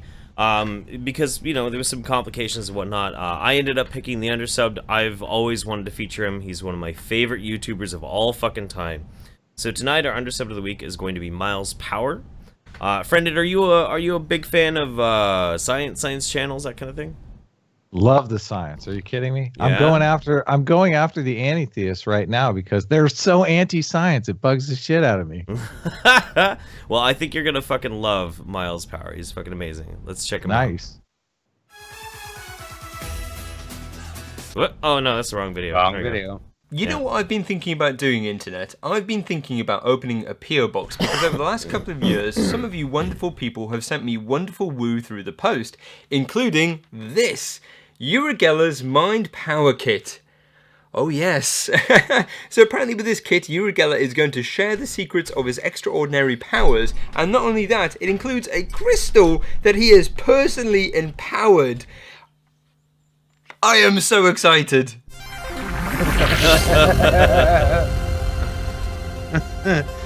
What up, Internet? Myles here, and I think before I start talking about this kit, it's only fair that I talk about the man, the myth, the legend that is Urigella.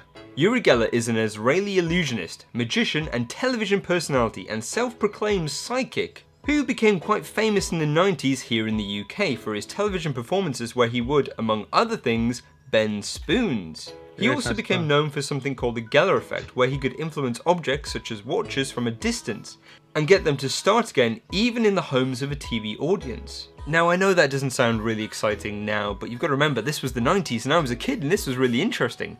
Now I know simply just holding a watch and heating the batteries up will actually get the thing to work a little bit longer. It's kind of what you do when your remote control for your TV doesn't work. You take the batteries out, you heat it up, put it back in, and you'll get a couple more minutes of juice. Over time, people have caught Urigella out, like when he appeared on The Carson Show. Little did he know that the show's producer had actually contacted James Randi and devised an experiment to test his abilities where he had to detect water in a film can. Spoilers, he was unable to, and it was rather embarrassing. Okay, let me rest a little, alright? Alright.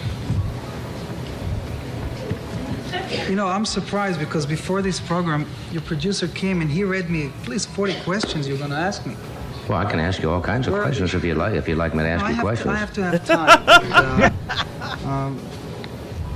See, Johnny, what happens here, you can see that there's nothing put on here. I'm not Yes, I understand. trying to make it longer. I'm trying to feel. If there's no feeling, then I can't do it. That's it. Your furry was telling. It's so fucking good, man. So good. Just knowing that they had James Randi help with it is like perfect. My God. Carson is playing it great too. He's like, yeah, I can ask you all kinds of questions if you want. I don't do that all night. I don't think it's going to help after we glued those canisters down to the... I don't think it's going to help, given that, we didn't put any water in any of those canisters there. There's no water there. So if you're not detecting any, maybe you are psychic. It's hey, nothing but Coca-Cola. Drink Coke, kids. He looks a little like Steve Jobs. I was thinking like, Steve Jobs lives. Oh, yeah. Oh, God. Yeah, meanwhile, if he could have told Steve Jobs that, one day he'd make the iPhone, well, then everyone would be like, well, we forgive you for the Carson thing. Oh, Gonzo Duke's on point with that red suit like a boss. Look at fucking Johnny, man. He looks great. You don't feel what, strong tonight? Is that smoking?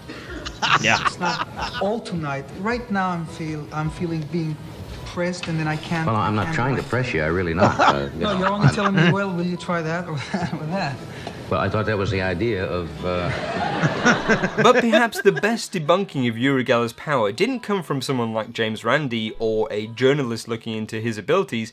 No, it came from a Saturday night TV show here in the UK that I grew up on. It came from Noel's House Party. Now, I absolutely loved this TV show as a child, and I remember that one of the sections was called Gotcha. Now, this is where hidden cameras recorded practical jokes played on celebrities. One of these gotchas starred Uri Geller.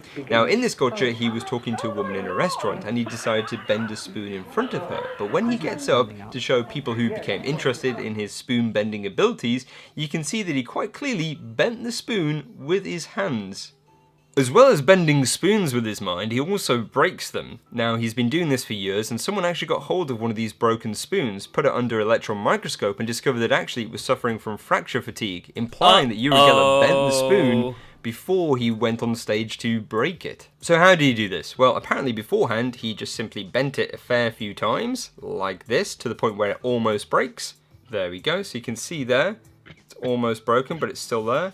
And then he just kind of winkled them together and was like, yes, yes, yes, break, break, break. Magic! Yay! Also, I can't have that yogurt tonight. Bollocks. Another reason why you might recognise the name Uri Geller is that he sued Nintendo for £60 million over the game Pokemon. Now this actually is this is my real Pokemon game from back when I was a kid, and I've still got my old Game Boy. So I wonder, hang on. I wonder if this still works. Let's have a look. It's a good sign. Oh yeah, can you see that? There we go. Go Jigglypuff. Feeling all kind of nostalgia now. Like, I haven't played this game, I kid you not, since I was at school. So you're talking old. 17 years ago, maybe a bit less actually. So let's see if it's still. Game Boy Color didn't come out until I was a little older, and I'm like, that's your Game Boy. Oh fuck, death is soon, isn't it? Yeah. Got my my save on it. Oh, that's rubbish. So like, yeah, these are my Pokemon. I've got a Butterfree, a Weeping Bell, a Geodude, a Charizard, a Drowsy, and a Hitmonchan. Typical fucking YouTuber. My Pokemon. Completely restarted and forgot about it. But how awesome is that it still bloody works? I don't know if you can see it because obviously it's not backlit, but I'm gonna be playing this tonight. Anyway, sorry, probably I should go, you know, get back to the video and talk about Uri Geller.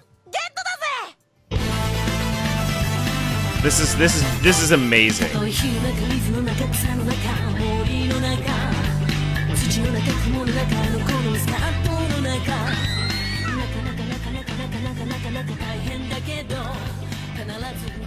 Anywho, so he is suing the Nintendo company for £60 million over the Pokemon species, and I'm going to completely butcher this name here, Urugeru, which was localized in English as Kadabra. Now, he basically claims that this Pokemon stole his identity. Now, the Pokemon in question is a Psychic-type Pokemon introduced in Generation 1.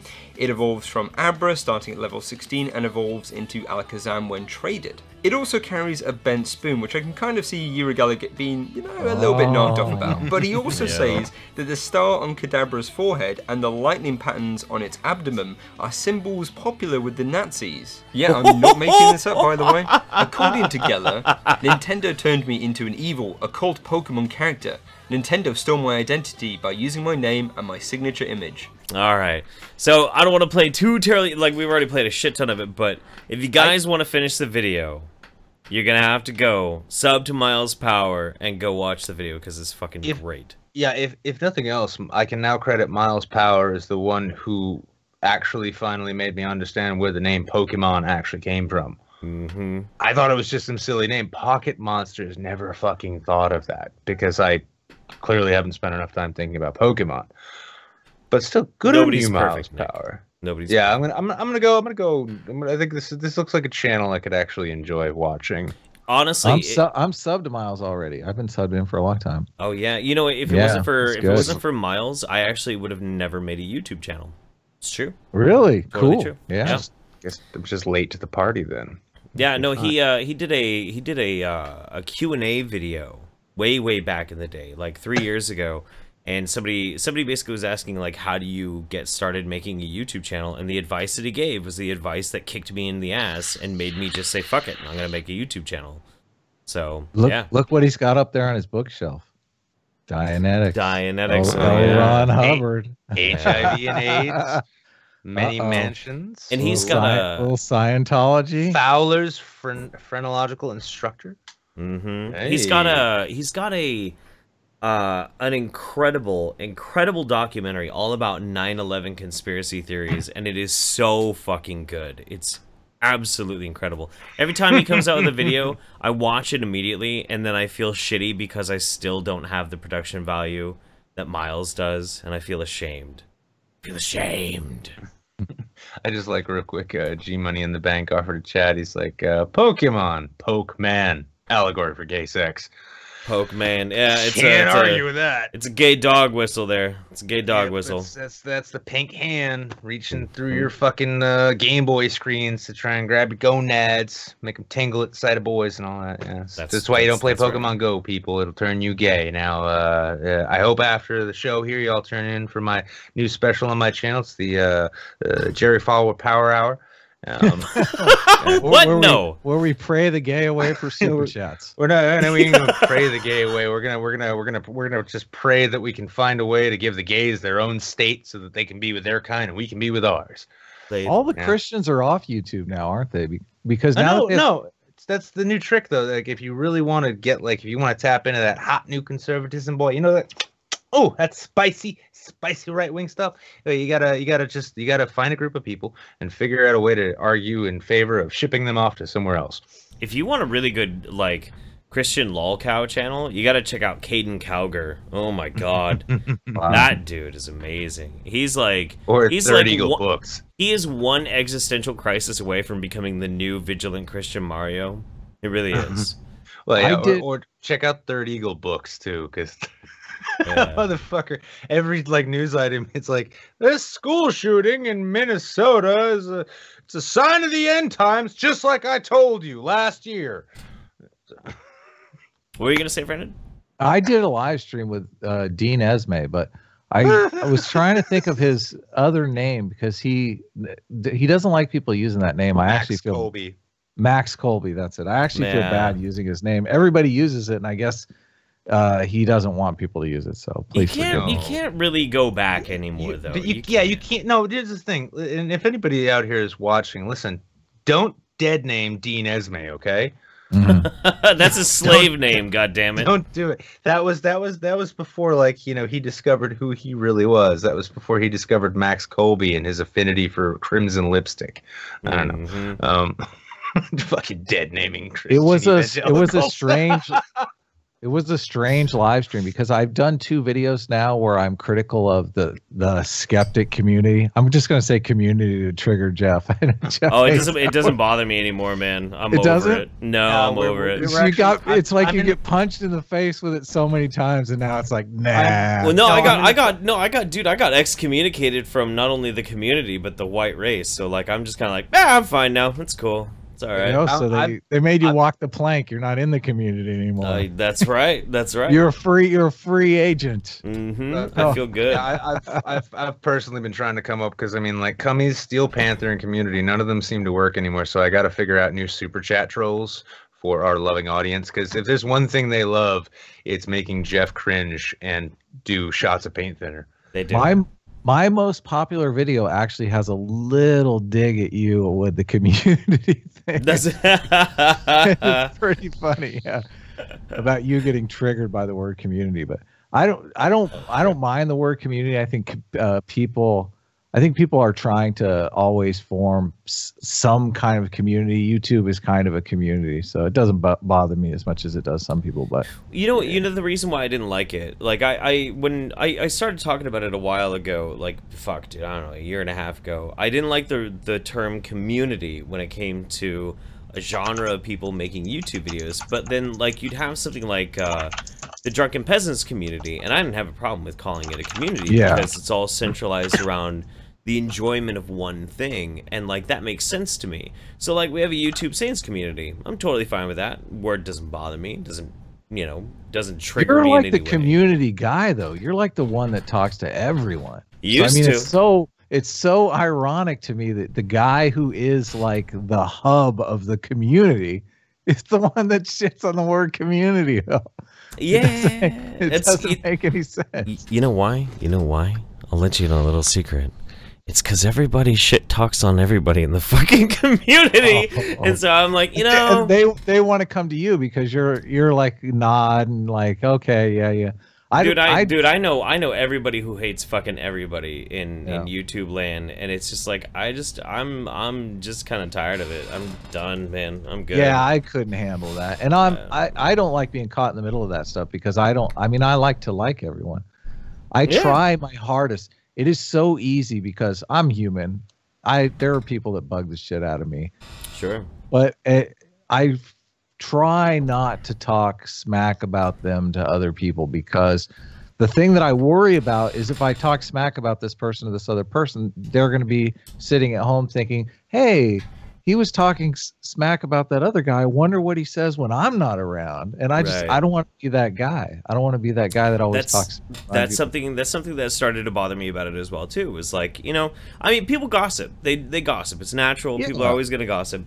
But like, you know, so and so would dislike so and so, and I'm like, okay, fine. And then they tell me all about it. I'm like, oh, okay, all right. Didn't really need to know that, but all right, I'll play a sympathetic ear. But then I started thinking about it. I'm like, if they're so readily available to like talk shit about that person to me, and they can trust that I'm not going to say anything, and I've never said anything, and I'm not going to. But what do they say about me? Yeah, totally. You know, and it just made me like start head tripping on it and shit. So I was just kind of like, I don't really know if I like being the Kevin Bacon of YouTube anymore. I mean, it doesn't really matter anymore now. Well, what team are you going out for next? Now that you're a free agent, is it? Man, you know what? Is it the alt-right? Is it the? Are you gonna be a liberalist? No, dude. I'm going full blown Hotep, man. Full-blown Hotep. Nah, Jeff's just gonna go play for the Jaguars just because he sees an opportunity. Who's the Jaguars? It's a fucking sports team. Okay. Yeah. No, I mean, one thing I find interesting though is like especially now because like so we've kind of gotten through the ringer about the community question, even though it's like nothing's answered. But now it's funny because the hot buzzword everyone loves to throw around is tribalism. And I've noticed that you always seem to get people bitching about tribalism in what are effectively tribes. Yeah. Yeah, they're like, well, you didn't side with me and my folk. You're a tribalist. I'm sorry. Yeah. Could you repeat that? There was a deafening din of hysterical irony that I couldn't hear you over. Could you repeat it, please? It's like, it's funny because people do also forget really easily that this medium, right, this genre, this whole medium, everything we do, like each one of us, we are our own island in this sense. Right. We are independent. We are creating our own content.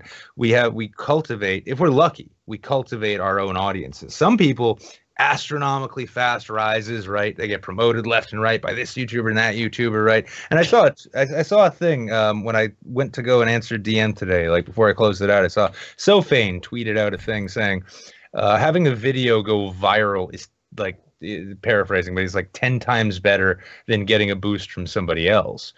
And what it is it's because the community really doesn't seem to form between content creators as much as within the audiences, the overlaps that they share. Yeah. And then when two people come to loggerheads about a thing, when two people come into conflict, all of a sudden it's like a fucking civil war within the audience. Yeah, and you see this insipid shit in comments left and right, like unsubscribed cuck. Oh, fucking showed him. No, Mom. No, don't come in my room. And it's one of these, like, it's like really, like, how far are we gonna fucking go with this shit? Like, either enjoy the content or don't. That's why I'm just focusing on simply making videos, man, and finding a way to enjoy the process of video production again. And I really am. Like, I'm finding things that I am super passionate about. Like, this Jilly Juice thing is blowing me away Like so many things I'm having inspiration from, and I look back on community actions and things that I did in the past, and like I look back on it and I just see so many ways in which I fucked up, and I'm just kind of like it never really served me, and in more ways than not it sabotaged me, and I should have just stayed on message and on point. And so that's what I'm just doing in the future. That's where I'm moving towards. Yeah, so. My channel has absolutely no direction at all. Oh, you know what, dude? I'm just doing whatever. Just honestly, man, and I'm getting to the point too. I might end up doing this myself. Just eat some acid, binge watch a bunch of Alan Watts videos, then hit record, and the next day see what you came up with. I should, in all honesty, I should just focus on Social Justice Detective. Like, I'd love to do 10 episodes of Social Justice Detective. I think that character is just so, like so full of contradictions. No, and it's so actually this. You know, you're not alone in that. You're not alone in that too. Actually, I've spoken with a number of other people who content creators who. Magog's a really good one because like Magog, he enjoys he enjoys the commentary shit he does and the response shit he does. But I mean, his real aim and passion and goal, right, is to at least with his YouTube channel and his production, is he wants to do like higher production value equivalents of what Beardbarian does, because Beardbarian, it's all like, you know, he has said too, he's going to go more for the sort of comical narrative thing. Love Beard. Yeah, and the social commentary, because for one thing too, and we've been saying this for months now, there is an oversaturation. Like the market for let's call it shitlord YouTube, commentary, whatever. Response videos. It's oversaturated, and it's gotten to the point where like either you find a new channel that does response videos, and then you find it's the same tired format, and you're just like, I've seen this for 3 years now, or you go to the channels that you've been watching, and if they haven't evolved. You click on a video, you read the title, you know exactly what they're going to say. You sit there and you hope that some of it's kind of clever or funny. And with a few exceptions, you're usually let down. Like Dr. Randomer Cam, for instance, right? Like his most recent video had me fucking... I had to keep going over. I don't know why, that one joke between he and the puppet, when the puppet's like, do you know what they call a joke that you have to explain? Oh, what now? A shit joke. You're a shit joke. It's a good thing I give a fuck. It's a good thing. Shut up. It's like, all right, that was a good bit right there. That was comic writing. It didn't even have anything to do with feminism being shit. Yeah, I'm a failed comedy screenwriter, so it's a chance for me to do what redemption. Yeah, exactly. It is. It's a huge redemption story. Well, so much of developing a good character is what people want, though, and Magog is like a character, so I can see Magog. Yeah, and Magog you know is what? Amazing. You know, and more than this too, I'm gonna give him props on this much too, because even, you know, it's his character, he crafted it, so it's not really like he's going outside of any range. But like when you talk to him, when you talk to the real dude, right? Mm-hmm. Just an ordinary dude, you know? Yeah, like, totally. And not only just actually more than an ordinary dude, he's a fucking really grounded, very intelligent, fucking just no. good dude. He drinks blood. Don't lie. Come on. Baby blood. He drinks horse blood. We know the truth. Oh, horse blood. Oh, that cheap motherfucker. He's probably getting Chinese horse blood too. All right, I take everything back. But it's funny though. He owns the character of Magog beyond just owning it himself. Like when he puts that makeup and shit on, it's just showtime, and it doesn't stop until like no one's watching. And it's impressive. That's dedication, and that's what you need. Now, I don't technically own Social Justice Detective. That's Batman. This is like ripped off straight from Christian Bale. So, all right, let me burn through some of these. Jables Boogly throwing out another message to Leslie Maxwell. Your Discord family misses you. Call your mothers. Gonzo Duke, how can Pokemon justify their bisexual agenda? There's a lot of bisexual people in Japan. And also they encourage putting living creatures in captive containers. That's a very bisexual thing to... What are you talking about? Anyway, Anime Moon says, great, now I have a headache that can only be cured by a 38 special. Thanks, guys. You're welcome. Sarade Kuchi, hey, Jeff, how do you feel about rubbing styrofoam together? God damn it. Just think about that... still got one. Just think about that sound, or has the polish paint thinner killed your sensitivity? No, you know what? Dude, that's not cool. That's not cool. Don't talk about styrofoam right now. I cannot handle the sound of rubbing styrofoam together. It drives me crazy. Yeah, listen, guys, if you keep mentioning styrofoam over and over again and the sound it makes when either you pull it out of a cardboard box or rub pieces of it together, like the sheer amount of therapy Jeff is going to need is going to require a lot of Streamlabs, because Google's not going to cough back up 15% just because it's like, they're getting brought to court over a mental health issue that they had nothing to do with. So Rimshi says, my brother is leaving for the Marines boot camp tomorrow. Everyone please wish him a hard enough time so he can grow from it. He's nearly a recruit, the lowest form of life. Hey. Yeah. Hoorah. When he gets there, come on back into Saints chat one of these times. Give us his mailing address at Basic down at Paris Island. We will make sure to send him dildos. That's the appropriate thing to do. Oh yeah. Sergeant Buck says, if you call this journalism, I swear by Allah that I'll shoot myself right here. This has been your Memory TV quote of the week. Awesome. Oscar says, how did you get Chris Hardwick on? Yeah, is that aimed at me? Yeah, it's Oscar. It's Oscar. Of course it is. Someone was like, Chris Hardwick, that's not bad. That's the guy who stars in Community. He's totally hot. And then I was like, oh, that's not Chris Hardwick. No, it's some other guy. Talking. I was stoked for like 15 minutes, and then I was like, oh, Chris. I tell you what, though, and maybe this is to my detriment, but my wife has a huge crush on Chris Hardwick. She really does. Singled out. I have a Chris Hardwick story, actually. Chris Hardwick did some PBS documentary style television show. And I was on, this was forever ago, and I was online and I went into the comment section of the show and I was like, this fucking sucks. This is like the worst show ever. Totally lame. And Chris Hardwick replied to me. He was the host of the show. He was trolling the comments. Yeah. I was like, dude, I felt a little embarrassed. I was like, oh, sorry. I wrote this long form tweet letter at what is it that Chris Hardwick runs? It's fucking I don't know. Nerd something. Nerd. Yeah, I don't know. He's hosted a bunch of different shows. Yeah. The Nerdist. Yeah. He hosts the Nerdist, and he's got the Nerdist Twitter handle. That's like what he tweets at. And I wrote at the Nerdist, like, do not ever have Will Wheaton on again. I fucking cannot stand Will Wheaton. He is a regressive, annoying piece of shit. He waters down nerd culture for everyone else. Do not have him back on. Remove Will, remove him immediately. And Chris Hardwick himself bitched me out. He's like, oh, I love Will Wheaton. You could fucking go fuck yourself. I'm like, oh, shit. Okay.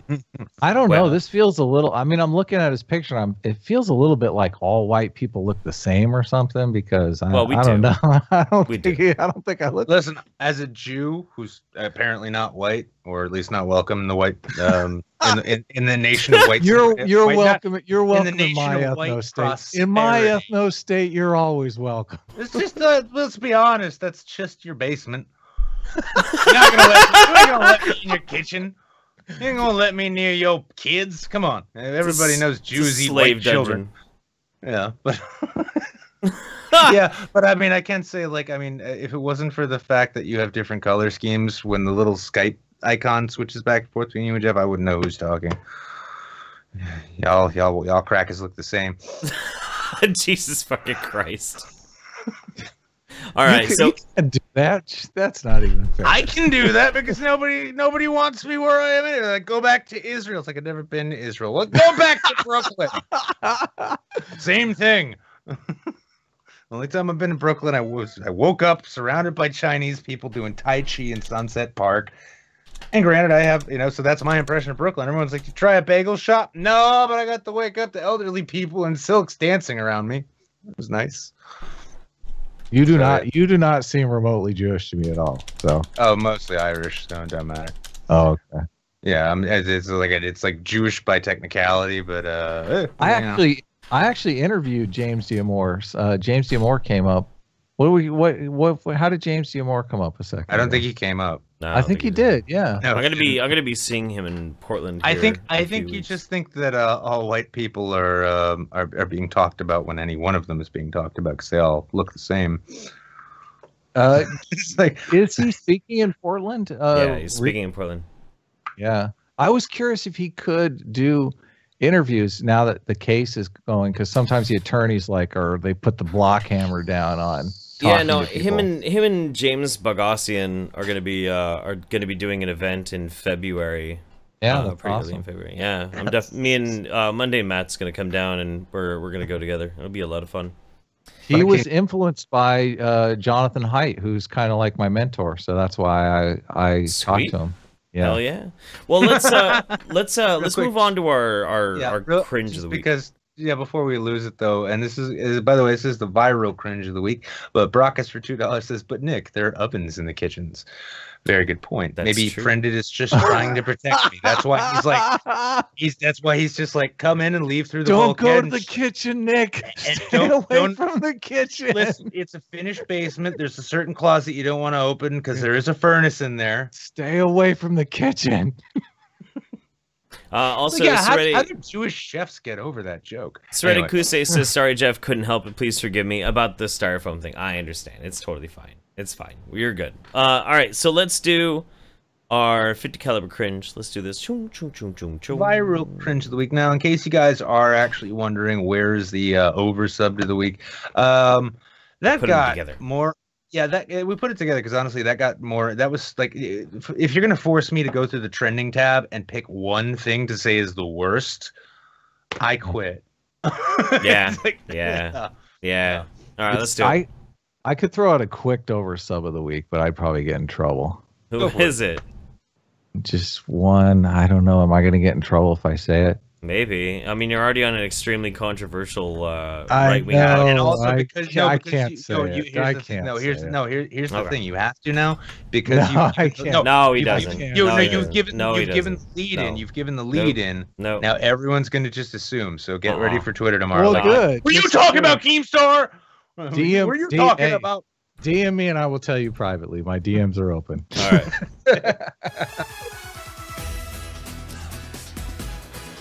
Oh God, Nick, what did you pick for us? Oh, you know what it is. Let's count down. Time's up! Not only did nearly every attendee of the 2018 Golden Globes wear black in solidarity with the Time's Up movement, the conversation inside Sunday night's award show was dominated by the unifying call for change for women. Look at that. All right, so we got Volume's a little low if you want to kick it up a bit. Yeah, well, we got some body positivity going on there, but I really like the fact that one of the kids from Stranger Things, who I'm sure he's like, he's old enough to where, the nuances of gender politics are really, there's no way that his mom made him dress like that, or his agent. No, There's no way that in Hollywood right now, virtue signaling about powerful people exploiting their power to get sex, is a thing. Nah. Doesn't this seem like a market failure though? This isn't organized. They're not calling each other. There's not like a hierarchy of who's gonna do the most social justice at the awards ceremony. I'm just waiting for, honestly, I want the Oscars to come around so that, somebody can get up there, accept their Oscar, and then just take a knee and not give a speech. It's like, oh! All right, then. This is going to take a knee. Okay. I like Morgan Freeman's approach myself. Like, let's stop talking about race. That's how you get rid of I like shit. that too, yeah. Everywhere. Oprah Winfrey brought the entire ballroom to its feet while accepting the Cecil B. DeMille Award. So I want all the girls watching here and now to know that a new day is on the horizon. While Jessica Chastain commented on the wage gap. And I'm so happy to announce that the winner of this category will also receive the 23% of her salary that went missing in the wage gap. It's true. Yeah, except, wait a second. Maybe that means they'll actually get her a better agent, so the agent can negotiate a better rate. Nah, fuck negotiation. Not Jessica Chastain. No, I love Jessica Chastain. Why? Because she's a ginger and hot. Yeah. I've had plenty of hot gingers, and let me tell you, more often than not, when they start talking politics, I just kind of tune it out. I just rerun Prairie Home Companion in my head. My wife went to high school with Jessica Chastain. She can't stand her. Oh, really? Yeah, she's juicy. Every time Jessica Chastain's on, she's like, "Arr." But I think she had like a drama rivalry with one of my wife's best friends. You know those drama rivalries. Pause game on this one, by the way, though. Look at like the fucking Frankenstein clapping. It's like there's like a little fucking chip that's been implanted in the back of his head started blinking. It's like time to applaud. Wage up bad. That's Chris Hardwick, right? 43%. Yeah, that's Chris Hardwick. Yeah. Well, no, that's the Hardwick twins, right? That's the one I look like. Just so you guys know. Wait, you're saying they don't look identical to you? Fucking white people. Anyway. That's correct. Yeah. And Natalie Portman dropped the mic while announcing the directing category. And here are the all-male nominees. Oh my god. How do you In know fact, the only Ron woman Howard's to win that like, yeah, my That career was- has nothing. Yeah, Ron Howard's like, my career has nothing to do with my talent. It's purely my penis, Natalie. Just like you are in no way a famous person because you're smoking hot. Yeah, totally. Totally. None of them want to talk about that. So. award, Barbara Streisand took the stage to present Best Motion Picture Drama. And you know, that was 1984? That was 34 years ago? Folks, time's up! Oh, please, Barbara Streisand, tell me more about the plight of people not being paid enough. Yeah. Jesus fucking Christ. Anytime now, Barbara. I mean, I gotta wonder, like, when you had to start buying that bottom shelf supermarket brand out of the bag cereal, how did you feel? Oh, sorry. Oh. There are tons of opportunities in Hollywood for minorities and women. Tons. All kinds of opportunities. Brendan, have you ever looked at Actors Access? Yeah, totally. Yeah. I've used Okay. it. Yeah. Oh yeah, I have too, and I love it too because like it's funny, you know. You think with everything you hear in the media as a white male, you know, you're just gonna walk into a role because they're all for white. Fuck me, if I'll like look through pages of that shit and it'll be everything. I'm like looking from non-binary transgender people for principal roles to like seeking black male, seeking Hispanic male, and I see that and I'm like, well, that's the role. Well, fuck me, I don't fit any of these. All right. Yeah, well, it's reverse direction. It really has. It has. Yeah. I just, you know, it's Matt. I was actually like, I caught a little bit of Monday in Matt's stream last night when he was saying with all these allegations coming out, and it's funny too because like as pathetic and insipid as these Me Too Time's Up movements are, there is a reality to the fact that, like, you know, these Hollywood producers are a bunch of scum fucks. Totally. Like, these guys, like, the whole casting couch thing is totally true. I am absolutely certain that everyone from Eliza Dushku to Cameron Diaz, I don't know, I'm just throwing names out at this point. But, I mean, I'm sure they've all had to fucking, you know, go spread eagle on a leather Ashley couch in someone's West Hollywood office at some point. That shit's disgusting as fuck. But what that is it's not about sexism and shit. That's about how fucked up the industry is, and everyone's known this for a long time. But they're literally judging people by the morality of 25 years ago now. I feel like people were doing things back then that may have been socially acceptable back then.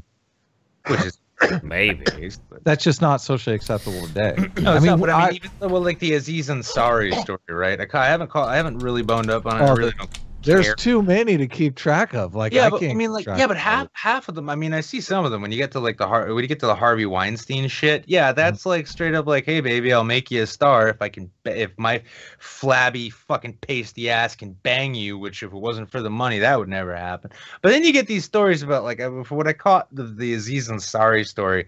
That's just a creepy dude with no game. Yeah. You know. What is it like? He got a girl back to his hotel room or something. Aziz Ansari has no game. Come on, he has. I know, and I guess like I mean, there was some shit like he double fish hooked a chick when he was trying to get her to. It's like, dude, no, you don't do that. I don't even want to. I don't want to know what that is. Like, you get him. No. I said I do not. All right, so going back to the super chats, we got Braga says, but Nick, there are ovens in kitchens. It's true. It's very true. Gonzo Duke says, I just want to mention Lauren Southern's hotter sister Jess. Let's because it is Satan's tradition. Let's just toss her up on the screen there for a second. Yep, that's true. Yeah. In fact, you know what? Let's round the show out. No, that's pretty good. No, that's pretty good. And next we have Rimshi. I may have to send his senior drill instructor a warning letter, but sharing the address with internet trolls could be messing with him. So much better than anything I could do personally. True. Yeah, don't share the address of your buddy. Is it your brother? Yeah, your brother going into the military. Don't do that. Yeah, just DM it to Friended and myself, and we'll make sure that we get enough dildos sent off to him. That's right. And Rhino says, last but not least, he says, she doesn't buy the off-brand because she poor, Nick. Look at the nose. Talking about Streisand, yeah. Tom's rhinoplasty wins again. Yeah. Well, I guess with that being the case, I guess we're all done. We are. Everybody. We have been your Sunday night YouTube Saints.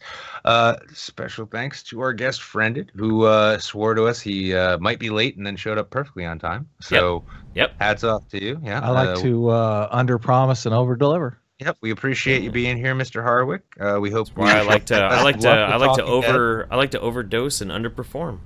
Check out my shitty PBS documentary that totally sucks. Yeah. Yeah, and actually, most definitely go check out Friended's channel. Check out Social Justice Detective because that is way more effort than YouTube actually deserves. And then check out. Okay. Go ahead. I'm thinking of going in like a Memento direction too for Social Justice Detective 2. I'm going way David Lynch. So. Oh yeah, go check out Myles Power, our Undersubbed of the week. Also go check out Scribe Light, Ranting Monkey, and Some Dumb American who did the intro at the beginning of this. That being the case, we are your YouTube Saints. We'll see you Thursday for the Midweek Saints on Twitch, and again next week right here every single time, no matter what, until the end of time. And for every comment that somebody says that we should stop doing what we're doing, we're gonna do 2 more shows. So thank you very much for your patronage. Otherwise, you can kiss my ass, man, because we've been the YouTube Saints. Fuck you and good night. Good night, everybody. Say good night, friend. Take care, everyone. And by the way, mind you, I'm sober. Oh, yeah, sure. Yeah. We don't buy that. It's just